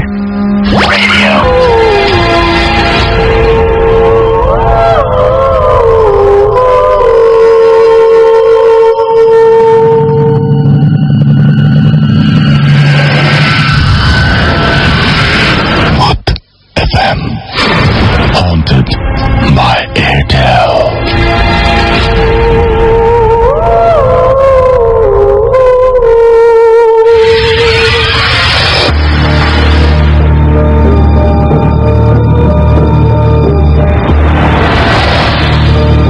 আসসালামু আলাইকুম, আমি জামিল হোসেন সুজন, মিরপুর বাংলা স্কুল অ্যান্ড কলেজের একজন ছাত্র। কথা না বাড়িয়ে আমি আমার ঘটনায় চলে যাচ্ছি। তো একদিন আমি ভোরে 5 থেকে 6টার দিকে বাথরুমে যাব। তার আগে বলে নিই যে আমাদের বাথরুমে যাওয়ার সময় আমাদের ডাইনিং রুমটা ক্রস করতে হয়। ডাইনিং রুম ক্রস করার সময় আমার ভাইয়ের রুমের ফ্লোরের কিছু অংশ দেখা যায়। কিন্তু আমি ক্রস করতেছি তখন আমার খেয়াল আসলো যে ভাইয়ের রুমের ফ্লোরে একটা বাচ্চা খেলতেছে। তাই আমি দেখলাম যে একটা বাচ্চা খেলতেছে আসলে। তা আমার একটু মনে রাগ হলো যে ওই রুমে এত সকালে বাচ্চা খেলতেছে। তো আমার তখন মনে হলো যে আমাদের কাজের বুয়া সকালে কাজ করতে আসে, হয়তো তার বেবিটাকে নিয়ে আসছে।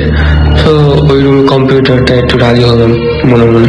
তো বাথরুম থেকে ফিরে আসার সময় দেখি যে বাচ্চা এরকম খেলতেছে, কোনো নাই। তো এসে ঘুমায় পড়ি। সকাল 8টা কি 9টার দিকে উঠি, উঠে দেখেছি এরকম কাজের বুয়া কাজ করতেছে। তো আমার মনে একটু ডাউট ফিল হলো যে সেই সকালে তার বেবিটাকে দেখলাম খেলতেছে আর এখন উনি কাজ করে। তখন আমি আম্মুর রুমে যাই, আম্মুকে জিজ্ঞেস করলাম যে আম্মু এরকম কাজের বুয়া আজকে এতক্ষণ কাজ করে কেন? সেই 5টা বাজে তার বেবিটাকে দেখলাম আর এখনো সে কাজ করতেছে। যে কাজের বুয়া কিনা 1.5 ঘন্টা কাজ করে চলে যায়। তখন আম্মু বলতেছে তোর কি মাথা খারাপ হয়েছে? তো কাজের বুয়া তো আসলো একটু আগে। আমি তো আমার সে সময় খেয়াল হলো আসলে তো কাজের বউ তো আসে 8টা কি 9টার দিকে। তো আমি আম্মুকে একটু রাগ হয়ে জিজ্ঞেস করলাম তাহলে 5টা 6টার দিকে এরকম বাচ্চা আসলো কোথা থেকে। আমি ভাইয়ের রুমে দেখছি এরকম বাচ্চা খেলতেছে, ওই রুমে এরকম কম্পিউটার আছে কিনা কি হয় তোমরা কি একটু খেয়াল রাখতে পারো না? দেন দেখি যে আম্মু আমার মুখের দিক তাকে আছে, মানে অবাক দৃষ্টিটা। বললাম কি হয়েছে, তাকে আছো কেন? তো এরকম বাচ্চা কে কানে, তো কোনোই তো কে আসছে সকালে? আম্মু আমাকে বলে কি বলো, সকালবেলা কেউ আসে না, আর বাচ্চা আছে। আর এমন সকালবেলা আজকে কেউ আসেও না। আর হ্যাঁ, আমি কালকেও দেখছি সকালবেলা একই ঘটনা আমার সাথে ঘটছে। সকালবেলা দেখি যে একটা এরকম তোর বাবাকে আমি মানে অফিসে বিদায় দিয়ে যখন তোর ভাইয়ের রুমে যাই তখন দেখেছি এরকম একটা বাচ্চা খেলতেছে। তখন আমিও আম্মুর দিক তাকাই থাকি, তাহলে আমার সাথে কি ঘটছে আপনারাই বলুন লিসেনার। শুনছেন সবসময় রেডিও ফুর্তি, ঘড়িতে সময় রাত 1টা। শুনছিলাম একটা অডিও ক্লিপ এবং সেখানে আমাদের একজন লিসেনার তিনি তার ঘটনাটি শেয়ার করলেন। আশা করছি আপনাদের ভালো লেগেছে। আমি রাস্তার আছি, সাথে আমার সাথে রয়েছে মাসুম, আর চলছে ভূত FM haunted by Airtel. Unfortunately যদি আজকের এই এপিসোডটি কেউ মিস করে ফেলেন তাহলে চিন্তার একেবারেই কোনো কারণ নেই। আপনি এয়ারটেল এম রেডিওর মাধ্যমে আবারও এই এপিসোডটি শুনতে পাবেন। সেজন্য আপনি যেটা করতে হবে, আপনার এয়ারটেল এম রেডিও থেকে এই ঘটনাটি শোনার জন্য বা এই এপিসোডটি শোনার জন্য বা অন্য কোনো এপিসোড শোনার জন্য আপনার এয়ারটেল নাম্বার থেকে ডায়াল করতে হবে 4040, সিলেক্ট করতে হবে চ্যানেল 22। তাহলে দেখবেন যে একের পর এক বিভিন্ন এপিসোডের অপশন আপনাকে দেওয়া হচ্ছে। যে এপিসোডটি আপনি মিস করেছেন বা যে এপিসোডটি আপনি পুনরায় শুনতে চান সেটা আপনি চাইলে সেখান থেকে শুনতে পারবেন। নাও লিসনার্স ক্যান গেট দ্য ভূত এফএম টিউন, যেটা মাসুম এখন প্লে করছে। এই ভূত এফএম টিউনটি, মহামূল্যবান ভূত এফএম টিউনটি আপনি আপনার কলার টিউন এবং মাই টিউন হিসেবে সেট করে ফেলতে পারেন। সেই জন্য আপনাকে যেটা করতে হবে সেটা হচ্ছে আপনাকে কোড নাম্বারটি মনে রাখতে হবে। দ্য কোড নাম্বার ইজ 92125 এবং আপনি অ্যাক্টিভেট করতে পারেন জাস্ট একটা SMS এর মাধ্যমে। আপনি আপনার মোবাইলের মেসেজ অপশনে চলে যান, সেখানে গিয়ে টাইপ করুন CT স্পেস দিয়ে টাইপ করুন 92125 এবং এই SMS-টি পাঠিয়ে দিন 3123 নাম্বারে। দেখবেন যে এই টিউনটি আপনার হয়ে গেছে। খুবই সহজ পদ্ধতি। আমরা আবারও একটা ঘটনায় যাব এবং এই মুহূর্তে আমাদের সাথে আমাদেরকে যে ঘটনাটি পাঠাচ্ছেন তিনি আমাদের সাথে নেই, বুঝতে পারছেন। তিনি লিখে পাঠিয়েছেন আমাদেরকে এবং তিনি বেসিক্যালি বাংলাদেশের বাইরে থেকে ইমেলটি করেছেন। দ্যাটস ওয়াই আমাদের ইমেলটি পড়তে হচ্ছে এবং আশা করছি আপনাদের ভালো লাগবে। যিনি লিখছেন তিনি বলছেন যে আমি প্রীতম, থাকি কল্যাণী, ওয়েস্ট বেঙ্গল, ইন্ডিয়াতে। আমি ইঞ্জিনিয়ারিং পড়ছি ফার্স্ট ইয়ারে। আমি ভূত এফএম এর নিয়মিত শ্রোতা আর ঘটনাগুলো শুনতে খুব ভালো লাগে। বেশি সময় নষ্ট না করে একেবারে ঘটনায় চলে যাই। এই ঘটনাটি ঘটেছে খুব রিসেন্টলি, তখন অগাস্ট মাস এবং তিনি বলছেন যে কাউন্সেলিং হয়ে আমি ব্যারাকপুর, ওয়েস্ট বেঙ্গলে একটি বেসরকারি ইঞ্জিনিয়ারিং কলেজে অ্যাডমিশন পাই, যেটি আমার বাড়ির থেকে প্রায় 35 কিলোমিটার দূরে। তাই বাবা চেয়েছিল হোস্টেলে থেকে পড়াশোনা করার জন্য, বাট আনফরচুনেটলি আমি যখন যাই তখন আর ভ্যাকেন্সি ছিল না। তো প্রথম কয়েকদিন আমাকে ডেইলি যাতায়াত করতে হয়েছে, প্রায় 3-4 ঘন্টা নষ্ট হতো জাস্ট যাতায়াতে। তাই আমার একটি বন্ধু সায়ান বলল যে ও নাকি একটা ইন্ডিপেন্ডেন্ট হাউস রেন্টে পেয়েছে খুব সস্তায়। তাই ও চেয়েছিল যে আমরা 5 বন্ধু মিলে যেন ওটাতে থাকি ওর সাথে। আমরা মানে আমি, সত্যকি, সুবর্ণ, রফিক আর আমান থাকতে রাজি হলাম। কেন কি আমার বাড়ি অনেক দূরে আর আমাদের একই অবস্থা। বাড়িটার ডেসক্রিপশন একটু দিয়ে রাখি। বাড়িটি একটি ক্যান্টনমেন্ট হাউস, পুরনো আর বেশ বড়। 3 বেডরুম, একটা কমন বাথরুম, কিচেন আর একটা স্টোর রুম। বেশ বড় বাড়ি, প্রায় 1500 স্কোয়ার ফিট এরিয়া হবে। আমি আর আশ্চর্যের ব্যাপার হলো যে আমরা পুরো বাড়িটা মাত্র 1800 টাকা মাসে ভাড়া পেয়েছি। মানে প্রতি মাসে 1800 টাকা দিতে হবে, যেটা কিনা নর্মালি 10,000 টাকার নিচে হয় না। বেশ খুশি হলাম যে এত বড় বাড়ি এত সস্তায় পেয়েছি। আমি সুবর্ণ একটি ঘর শেয়ার করলাম, আর বাকি 4 জন দুটা ঘর শেয়ার করছিল। আমরা কলেজ থেকে ফিরে খাওয়া দাওয়া শেষ করে পড়াশোনা করে শুতে শুতে প্রায় 1টা বেজে যেত। প্রথম কোনো অসুবিধা হয়নি। তারপর 4th দিনে রাত 1টার সময় দেখি বাথরুমে জলের আওয়াজ, লাইক কেউ গোসল করছে। অ্যাবসার্ড লাগলো। ভাবলাম বাকি 4 জনের মধ্যে কেউ হয়তো গোসল করছে এই অড টাইমে। তখন ব্যাপারটা স্বাভাবিক লাগলো। কলেজে যাওয়ার আগে আমি আর সুবর্ণ হাসতে হাসতে বাকি 4 জনকে বললাম, গতকাল রাতে গোসল করছিল কে? তখন ওরা বলল, আমরা তো ভাবছিলাম তোদের মধ্যে কেউ বাথরুমে গিয়েছে। তখন মাথায় ঢুকলো যে এত রাত্রে আমরা কেউ যদি বাথরুমে না যাই তাহলে কে যাবে। বলে রাখা ভালো যে বাথরুমটার দরজাটা বেশ উঁচু, আর বাথরুম থেকে বাইরে জাস্ট ওপরে তাকালেই একটা সিলিং ফ্যান, যেটার ব্লেড গুলো অস্বাভাবিকভাবে বাঁকানো। রান্না করার লোক রান্না একটা রাখা হয়েছিল এবং যে বিকেলে এসে রান্না করে দিয়ে যেত। 5th দিনে আমরা পড়ছি, তখন প্রায় 8টা বাজে। হঠাৎ রান্না করার মেয়েটি চেঁচিয়ে উঠল। আমরা তৎক্ষণাৎ ওইখানে পৌঁছে দেখি যে অজ্ঞান হয়ে মাটিতে পড়ে আছে বাথরুমের সামনে। জল ছিটে জ্ঞান ফিরাতেই বলল, বাবু তোমরা এই বাড়িতে থেকো না, এখানে আত্মা আছে। আমরা ব্যাপারটা সিরিয়াসলি নিলাম না। ও কাজ ছেড়ে দিল, আর তারপর থেকে কেউ কাজ করতে রাজি হলো না। তাই আমরা হোটেল থেকে খেয়ে আসতাম। তারপর 2 দিন কেটে গেল, অস্বাভাবিক কিছু ঘটলো না। আমরাও ভুলে গেলাম। 8ম দিনে আমরা খেয়ে বাড়ি ফিরলাম। ফিরে রফিকের বাথরুম পেয়েছে, তাই ও বাথরুমে গেল। তারপর চিৎকার দিয়ে উঠলো।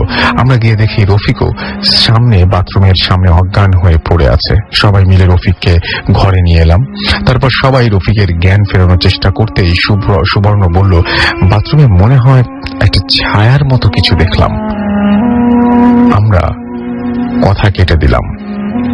সেই রাতে আমি বাথরুমে গেলাম। সত্যি বলতে কি যে ভয়ে যেতে ভয় লাগছিল যেতে, তাই বাকিদের নিয়ে গিয়েছিলাম। ওরা বাইরে দাঁড়িয়েছিল, তাই ভয় একটু কম লাগছিল, আর দরজা লক করে নিয়ে আটকে দেয়নি আর কি।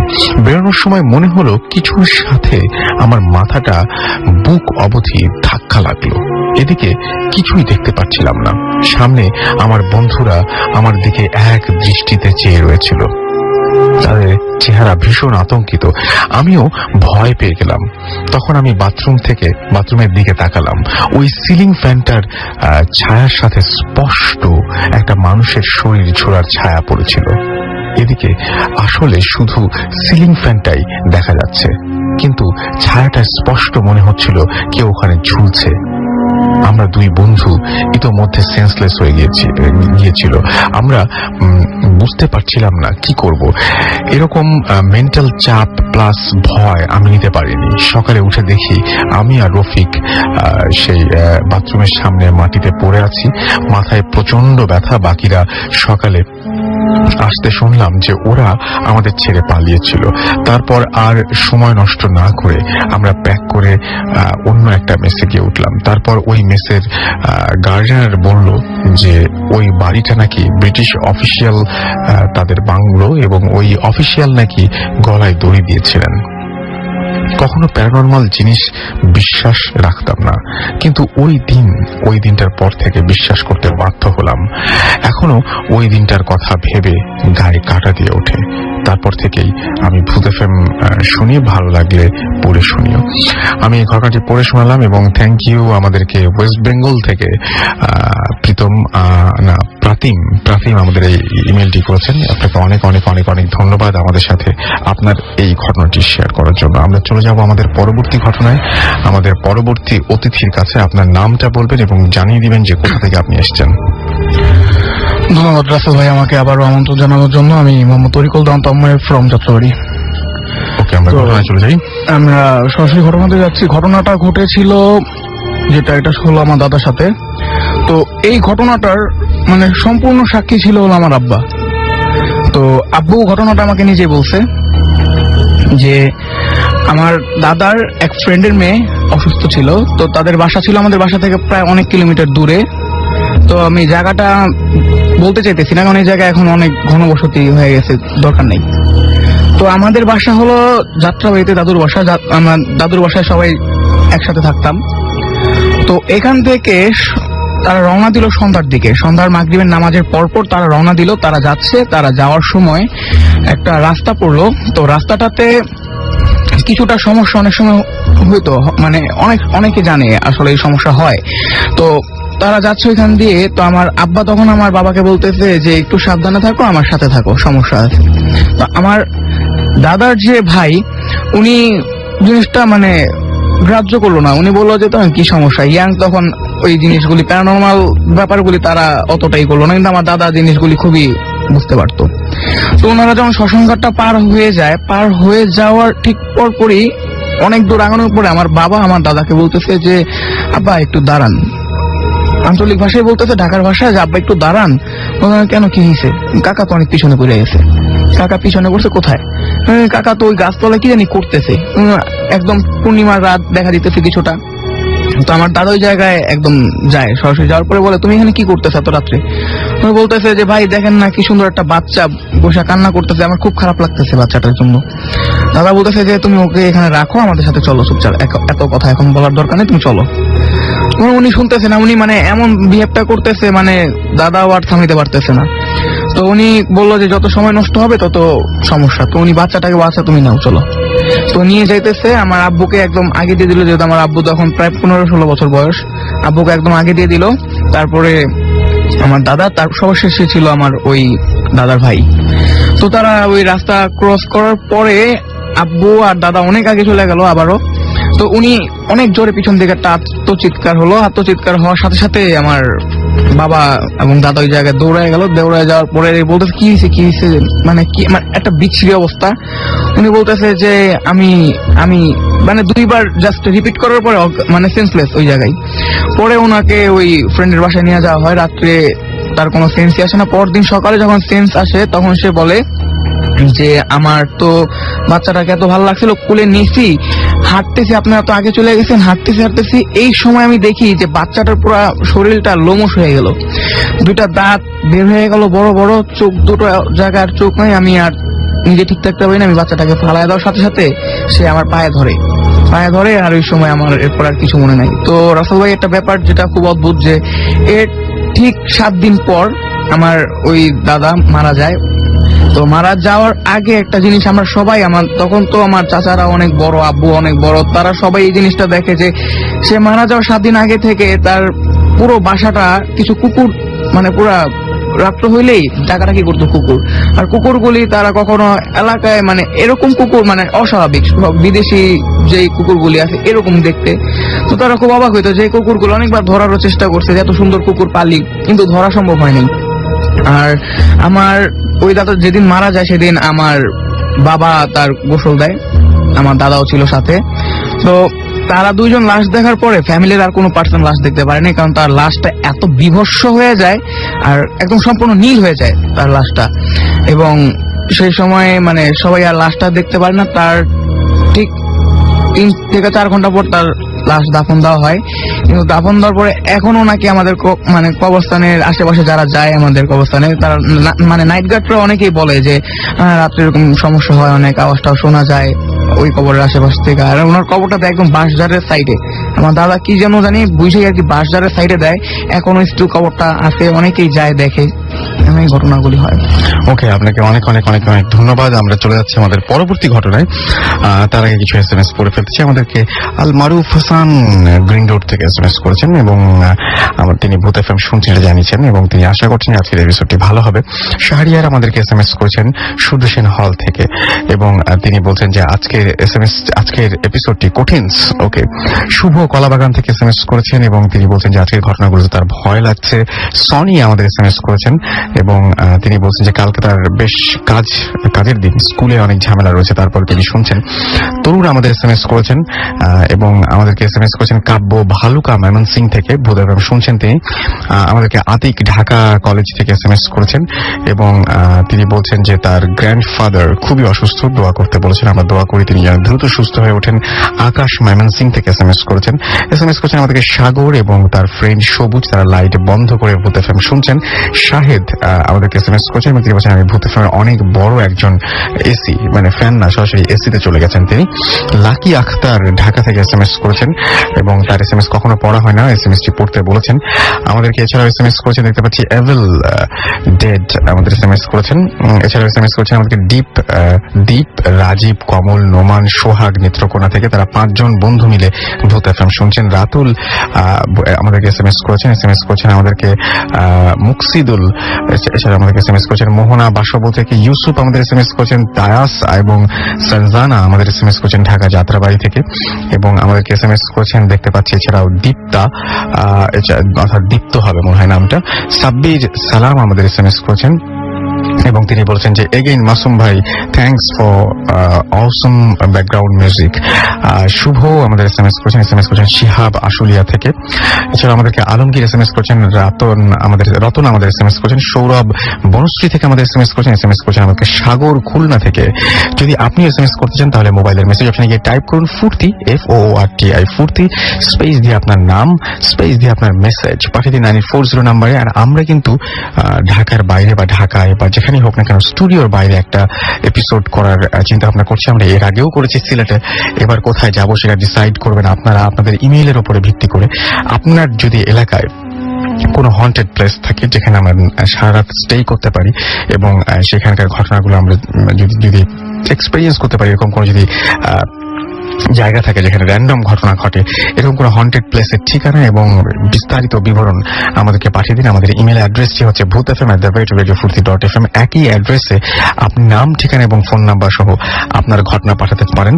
আমরা সবসময় অ্যাপ্রিশিয়েট করি সেই সমস্ত আমাদের মানে লিসনারদের যারা নিজে এসে আমাদের ঘটনা শেয়ার করে যান বা অন্য কাউকে ইন্সপায়ার করেন, বিশেষ করে যারা সিনিয়রদের ইন্সপায়ার করেন আমাদের এখানে আসার জন্য।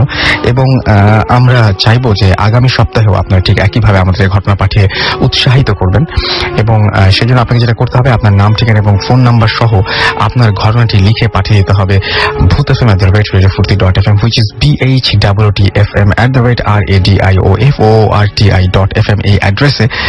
আর সেটা অবশ্যই আগামী সপ্তাহের মধ্যেই আর কি।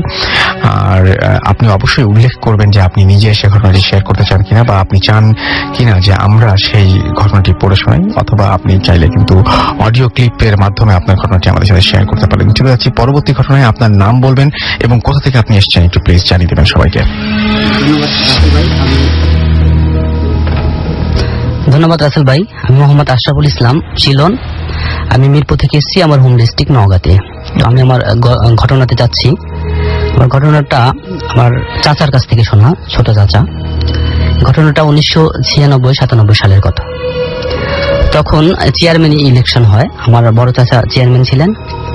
তো এই নির্বাচনের প্রচারণার কাজে তাদেরকে প্রতিদিনই বিভিন্ন গ্রামে যেতে হতো এবং আস্তে আস্তে প্রায় দিনই রাত হয়ে যেত।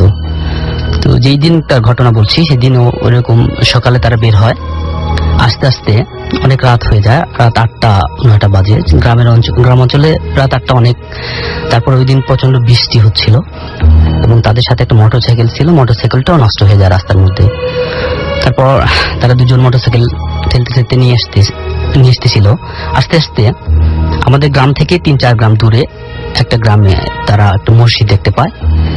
বৃষ্টির হাত থেকে বাঁচার জন্য তারা ওই মসজিদে গিয়ে দাঁড়ায় এবং ওই মসজিদে তখনও ভিতরে আলো জ্বলছিল, সম্ভবত কেউ ওখানে ইবাদত করছিল। কিছুক্ষণ পর মসজিদের ভিতর থেকে একজন বের হয়ে আসেন, এসে আমার চাচারা ওনাকে চিনতে পারেন আর উনিও আমার চাচাদের চিনতে পারেন, কারণ উনি আমাদের আত্মীয় হন, দূর সম্পর্কের। তারপর উনি চাচাদের বললেন যে অনেক রাত তো হয়ে গেল, বৃষ্টি থামবে না, তোমরা আমার সাথে আমাদের বাড়িতে চলো, মোটরসাইকেলটা রেখে তারপর যাও, কারণ এই বৃষ্টির মধ্যে এটা নিয়ে তোমরা যেতে পারবে না। আর যেহেতু বৃষ্টি হচ্ছিল আর আমাদের গ্রামের রাস্তাগুলো কাদা হয়ে যায়, বৃষ্টির কারণে অনেক কাদা হয়ে যায়।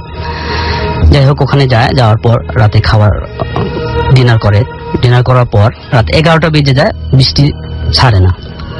তারপর আমার বড় চাচা সিদ্ধান্ত নেয় যে এই রাতেই চলে যাবে, হেঁটেই চলে যাবে।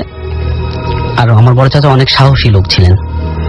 যাই হোক প্রচন্ড বৃষ্টি হচ্ছিল, তারপরও ঘুটঘুটে অন্ধকার, আসলে ভাই কিছু দেখা যায় না, চারিদিকে এরকম অন্ধকার ছিল। তখন ওই হুজুর লোকটা যার বাড়িতে গেছে উনিও অনেক ভালো একজন লোক, ধার্মিক লোক, তারপর আধ্যাত্মিক কিছু ক্ষমতা আছে। ইভেন উনি যখন মারা যান, ওনার লাশটা চুরি করার জন্য অনেক লোকজন লাশ কবরস্থানে ঘুরছে, কিন্তু নিতে পারেনি পাহারা দেওয়ার কারণে। যাই হোক, উনি বলে আচ্ছা তোমরা রওনা দাও, তুমি চিন্তা করো না, আমি তোমাদের সাথে 20টা লোক পাঠাচ্ছি। রাস্তায় তোমরা যখন যাবে তোমাদের সামনে 10 জন থাকবে, পিছনে 10 জন থাকবে, কিন্তু তোমরা ভুল করেও কোনো ধরনের আগুন বা সিগারেট জ্বালাবা না। ঠিক আছে, যথারীতি আমার চাচারা রওনা দেয়। দেওয়ার পর রাস্তায় নামার পর খেয়াল করে যে তাদের সামনে এবং পিছনে অনেক লোক কথা বলছে, গল্প করছে, তাদের নিজেদের মধ্যে গল্প করছে। কি ভাষায় গল্প করছে এটা বুঝতে পারছে না, কিন্তু শব্দ শোনা যাচ্ছে যে কিছু লোক গল্প করছে। এভাবে 1.5-2 কিলোমিটার রাস্তা আমাদের বাড়ি। পুরাটা রাস্তায় তারা চুপচাপ করে সামনের দিকে তাকায় হেঁটে চলে আসে। তারা পিছনের দিকে তাকায়নি, কিন্তু সামনের দিকে কথা হচ্ছে, বাট কাউকে দেখা যাচ্ছে না। এরকম ভাবে ভয়ে ভয়ে বাড়ি পৌঁছার কিছুক্ষণ আগেই দেখে যে সব বন্ধ হয়ে গেছে, আশেপাশে কোনো লোক নেই, মানে আমাদের বাড়ির কাছে এসে তারপর তারা সেফ বাড়িতে পৌঁছা যায়। পরের দিন তো সকালে গিয়ে গাড়িটা নিয়ে এসে, এই ছিল আমার ঘটনা। আপনাকে অনেক ধন্যবাদ। আমরা যাব আমাদের পরবর্তী ঘটনায়, এবং তার আগে আমাদেরকে ছোট্ট বিজ্ঞাপন বিরতি দিতে হবে, এবং বিজ্ঞাপন বিরতির পরে আমরা আবারও ঘটনায় ফিরে আসবো। সুতরাং একেবারেই কোথাও যাবেন না, আমাদের সঙ্গে থাকুন। স্টে টিউনড উইথ ফুর্তি অ্যান্ড ডোন্ট স্টপ দ্য ফুর্তি। ফুর্তি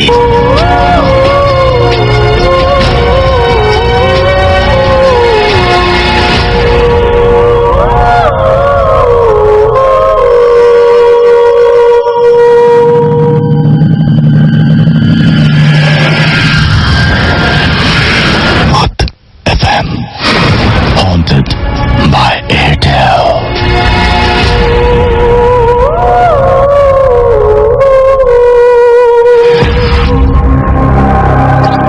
শুনছেন সবসময় রেডিও ফুর্তি। ঘড়িতে সময় রাত 1:24 চলছে ভূত এফএম হন্টেড বাই এয়ারটেল। আমি রাসেল আছি, সাথে আমার সাথে রয়েছে মাসুম, এবং আজকের অতিথিরা। বিজ্ঞাপন বিরতির পরে যেমন কথা ঠিক তেমন ভাবেই ফিরে এলাম। আর সেই সাথে দেখতে পাচ্ছি যে এর মধ্যে অনেকে SMS করে ফেলেছেন আমাকে। মোহাম্মদ জুয়েল আমাদের SMS করেছেন, আমাদেরকে মনীষা বিথি, এছাড়াও সাকিব আমাদের SMS করেছেন কুড়িল থেকে।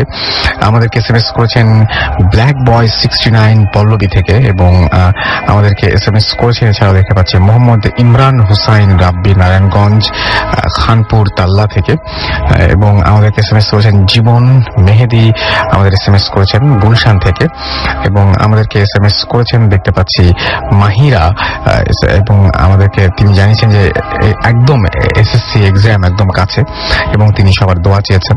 কলি নারায়ণগঞ্জ থেকে আমাদের SMS করেছেন আমাদেরকে রুহুল আমিন, এছাড়া আমাদেরকে SMS করেছেন ঈশিতা ভোলা থেকে, সাজিদ আমাদের SMS করেছেন আরিফ টঙ্গী থেকে, আসরুর আমাদের চিটাগং থেকে SMS করেছেন, আব্দুল্লাহ আমাদের SMS করেছেন, এছাড়া আমাদেরকে রূপম SMS করেছেন আফরিন শোভন, এছাড়াও আমাদেরকে সানি 69 বোর্ড বাজার থেকে SMS করেছেন, এবং তিনি বলছেন যে প্রোগ্রামটি অসম।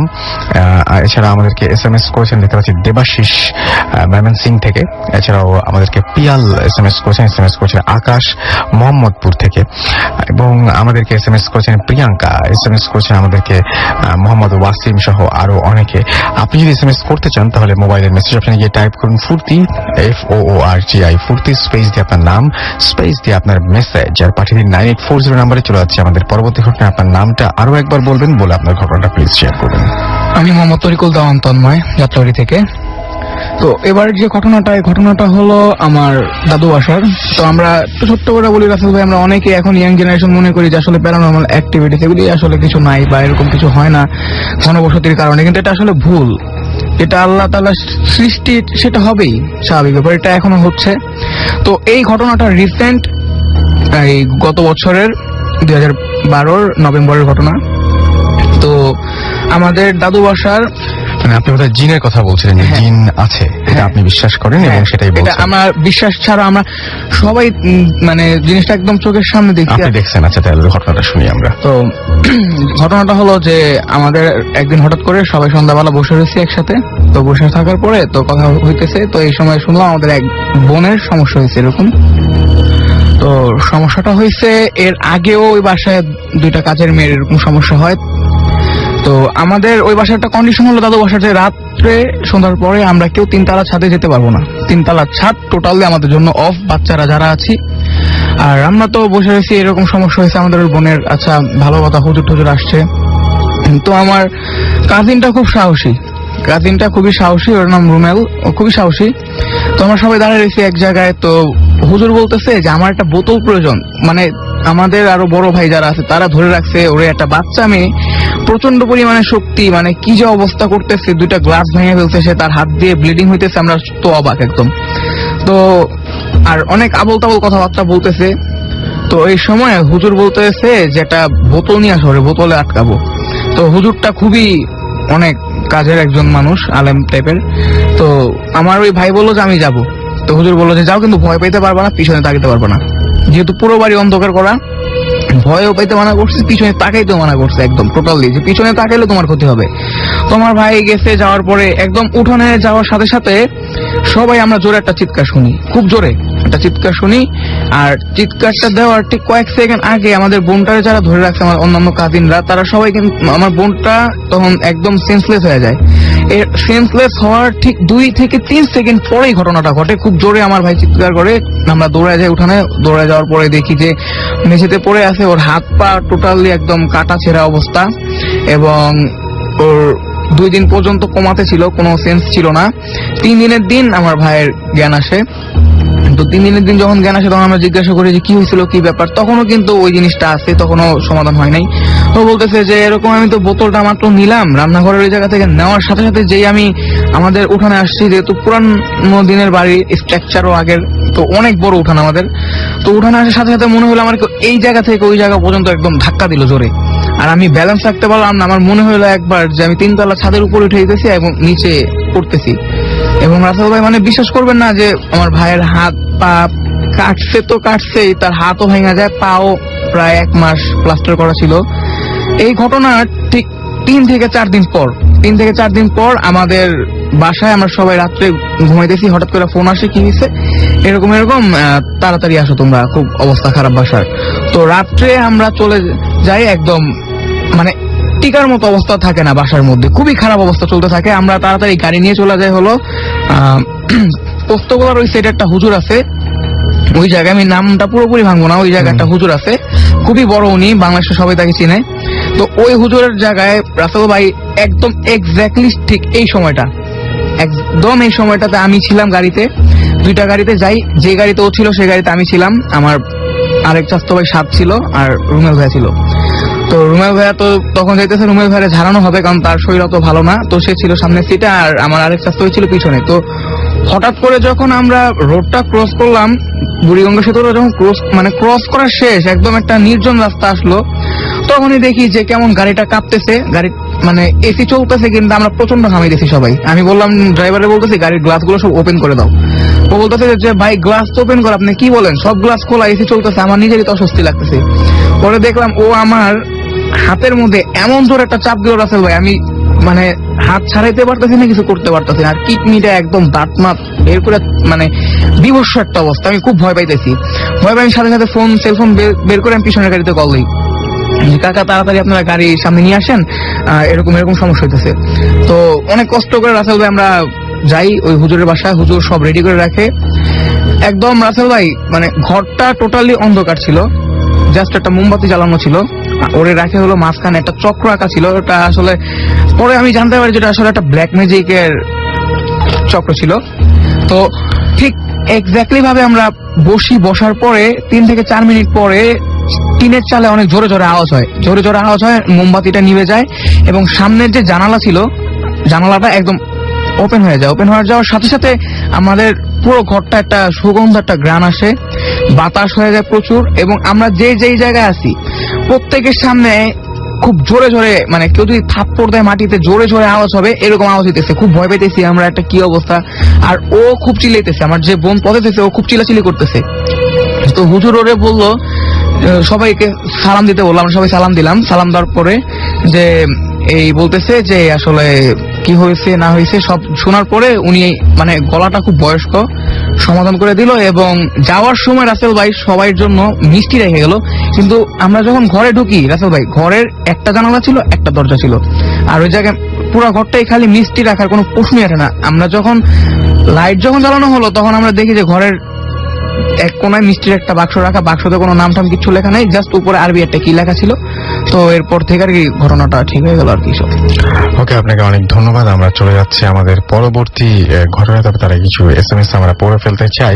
আমাদেরকে রসুলপুর থেকে নাসিম SMS করেছেন, আমাদেরকে সাকিব আল হাসান SMS করেছেন, SMS করেছেন আরমান হুসাইন সূর্য নাটোর থেকে, আমাদেরকে ভৈরব থেকে জীবন SMS করেছেন, SMS করেছেন আমাদেরকে সাইদুর, SMS করেছেন ধানমন্ডি থেকে রাজু এবং সেলিম, লিটন আমাদের SMS করেছেন, SMS করেছেন আমাদেরকে রসুল, এছাড়াও SMS করেছে আচ্ছা রসুলপুর থেকে আমাদের SMS করেছেন, আচ্ছা নামটা লেখেননি, মাসুম মহাখালী থেকে আমাদের SMS করেছেন, আশিক আমাদের SMS করেছেন, SMS করেছেন আমাদেরকে রাফি ধামরাই থেকে, এছাড়াও তাহিয়া তারি আমাদেরকে SMS করেছেন, SMS করেছেন আমাদেরকে তৌসির আহমদ SMS করেছেন আমাদেরকে, এছাড়াও রিপু ধানমন্ডি থেকে।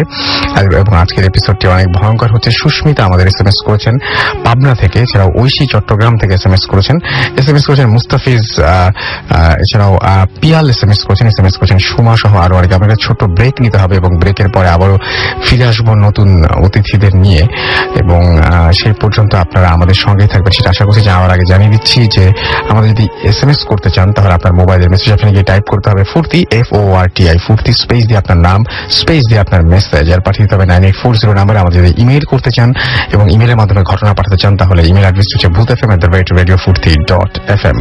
চলে যাচ্ছি আমাদের ছোট্ট একটা ব্রেকে এবং তারপরে আবারও ফিরে আসছি। So stay tuned two radio Foorti and don't stop the ফুর্তি।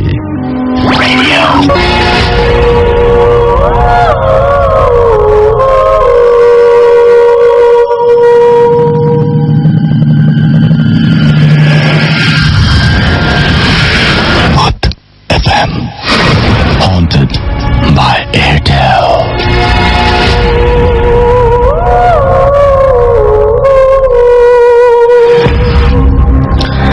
শুনছেন সবসময় রেডিও ফুর্তি, ঘড়িতে সময় রাত 1:38। আমি রাসেল আছি সাথে এবং আমরা ভূত এফএম হন্টেড বাই এয়ারটেল একটার পর একটা ঘটনা শুনে যাচ্ছি।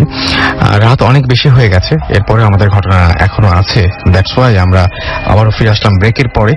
আর সেই সাথে দেখতে পাচ্ছি যে আমাদের অনেকেই SMS করছেন, আমাদেরকে SMS করেছেন দেব 100 ফেনী থেকে, সুস্মিতা বণিক আমাদের SMS করেছেন রাসেল ভাই একটা ভূত এফএম শুনছি, খুবই ভালো লাগছে।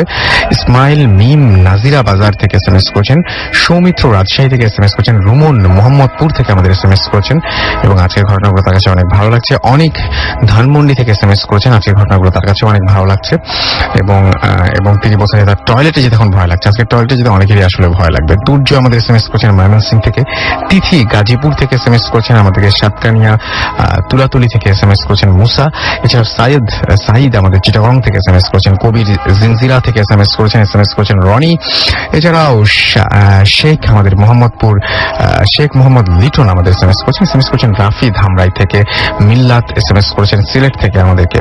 যাই হোক, আমরা চলে যাব আমাদের পরবর্তী ঘটনায় এবং ঘটনাটি আবারও অনন্ত নিয়ে এসছেন এই ঘটনাটি, তো আমরা সেই ঘটনায় চলে যাই সরাসরি। রাসেল ভাই, আমি এখন যে ঘটনাটা বলবো সেটা আমার মেজু ভাইয়ের বন্ধুর সাথে ঘটে যায় একটি ঘটনা। তো মেজু ভাইয়ের বন্ধুটির নাম হচ্ছে মহিউদ্দিন ভাই। তো ঘটনাটি যখন ঘটে তখন উনি প্রাইমারি স্কুলে পড়তেন, অর্থাৎ বেশি বড় নয়।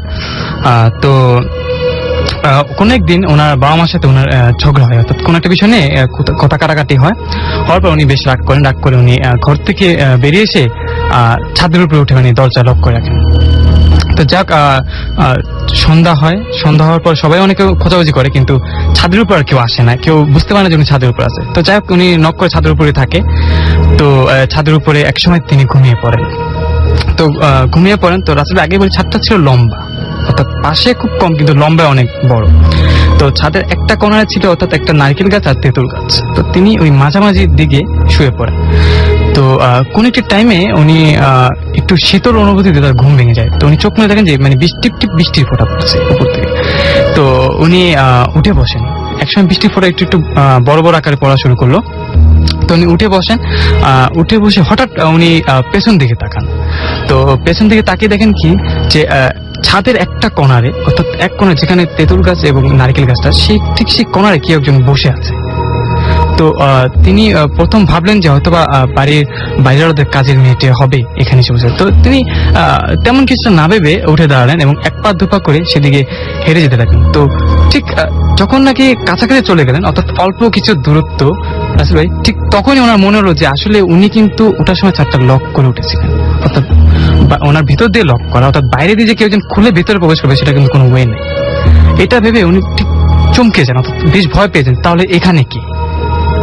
আমি ছাড়া ছাদে কেউ থাকার কথা নয়, কিন্তু এখানে কে? এটা ভেবে তিনি বেশ ভয় পেয়ে যান এবং তিনি ব্যাক করে খুব জোরে দৌড় মারেন। দৌড় মেরে উনি ছাদটা করে যখন নিচে নামতে যান, তিনি মনে হয় যে সিঁড়ি দিয়ে অন্যজন কেউ তার পিছনে ধুপ ধুপ করে নিচে দিকে নামছে এবং তিনি নিচে নেমে খুব চিৎকার করেন। চিৎকার চেঁচামেচিতে আশেপাশে মানুষগুলো জেগে উঠে এবং আসে, এসে বলেন যে কি হয়েছে। তো উনি মোটামুটি ছোট ছিলেন, তারপর উনি সবকিছু খুলে বলেন যে এই ঘটনা ছাদের উপরে আমি কাউকে দেখি। তো ওনাকে নিয়ে অনেকে যায় ছাদের উপরে, আসলে গিয়ে দেখে ছাদের উপরে কিছুই নেই, কাউকে আর খুঁজে পাওয়া যায় না।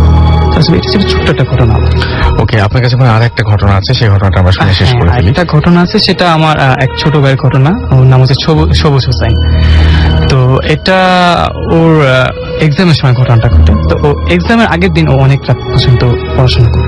তো রাত্রে প্রায় 2টো পর্যন্ত ও পড়াশোনা করে। তো সেদিনও ঠিক তেমনই পড়াশোনা করতেছিল, রাত প্রায় 2:30 এরকম বাজে।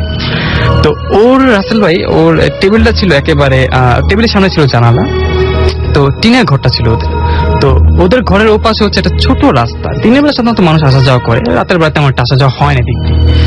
তো ও যখন পড়তেছিল, তো ওর কোন একটা টাইম মনে হলো যে টিনের উপরে কে যেন আঁচড় দিতেছে, অর্থাৎ কেউ যেন একবার আঁচড় দিতেছে। তো ও একবার বলেছে কে। তো কে বলার সাথে সাথে আঁচড়টা থেমে গেল, বাট একটু পর আবার আওয়াজটা হলো। তো আবার বললো যে কে। তো কে বলতেছে, কিন্তু থেমে যায়, আবার হয় আঁচড়টা। তো ওর পাটা ছিল বেসিক্যালি টেবিলের নিচ দিয়ে। তো ওই আপনার টিনের যে বেড়ার মতো থাকে, সেটা নিচ দিয়ে কিছুটা জায়গা ফাঁকা ছিল। তো ওর মনে হলো কি কিছু একটা ওর পাটা স্পর্শ করলো। তো ও খুব পাটাকে সরিয়ে নিয়ে এসে দেখলো যে আসলে কিছু নেই। তো ও ভাবলো যে কোনো দুষ্ট ছেলে টেলে হবে নিশ্চয়ই। তো ওগুলো কি ঘর থেকে কাউকে না ডেকে ও নিজেই বের হয়ে ও মানে একটু ঘুরে যেতে হয়। একটু ঘুরে গিয়ে ও ঠিক ওদের ঘরের কর্নারটা থেকে ওই কর্নারটা দেখা যায়। তো সেই কর্নারে গিয়ে দাঁড়িয়ে ও দেখলো যে ও যে টেবিলটা যেখানে ওর ঠিক অপোজিটে ঠিক ওই মানে কিছু একটা বসে আছে ওখানে জিম মেরে।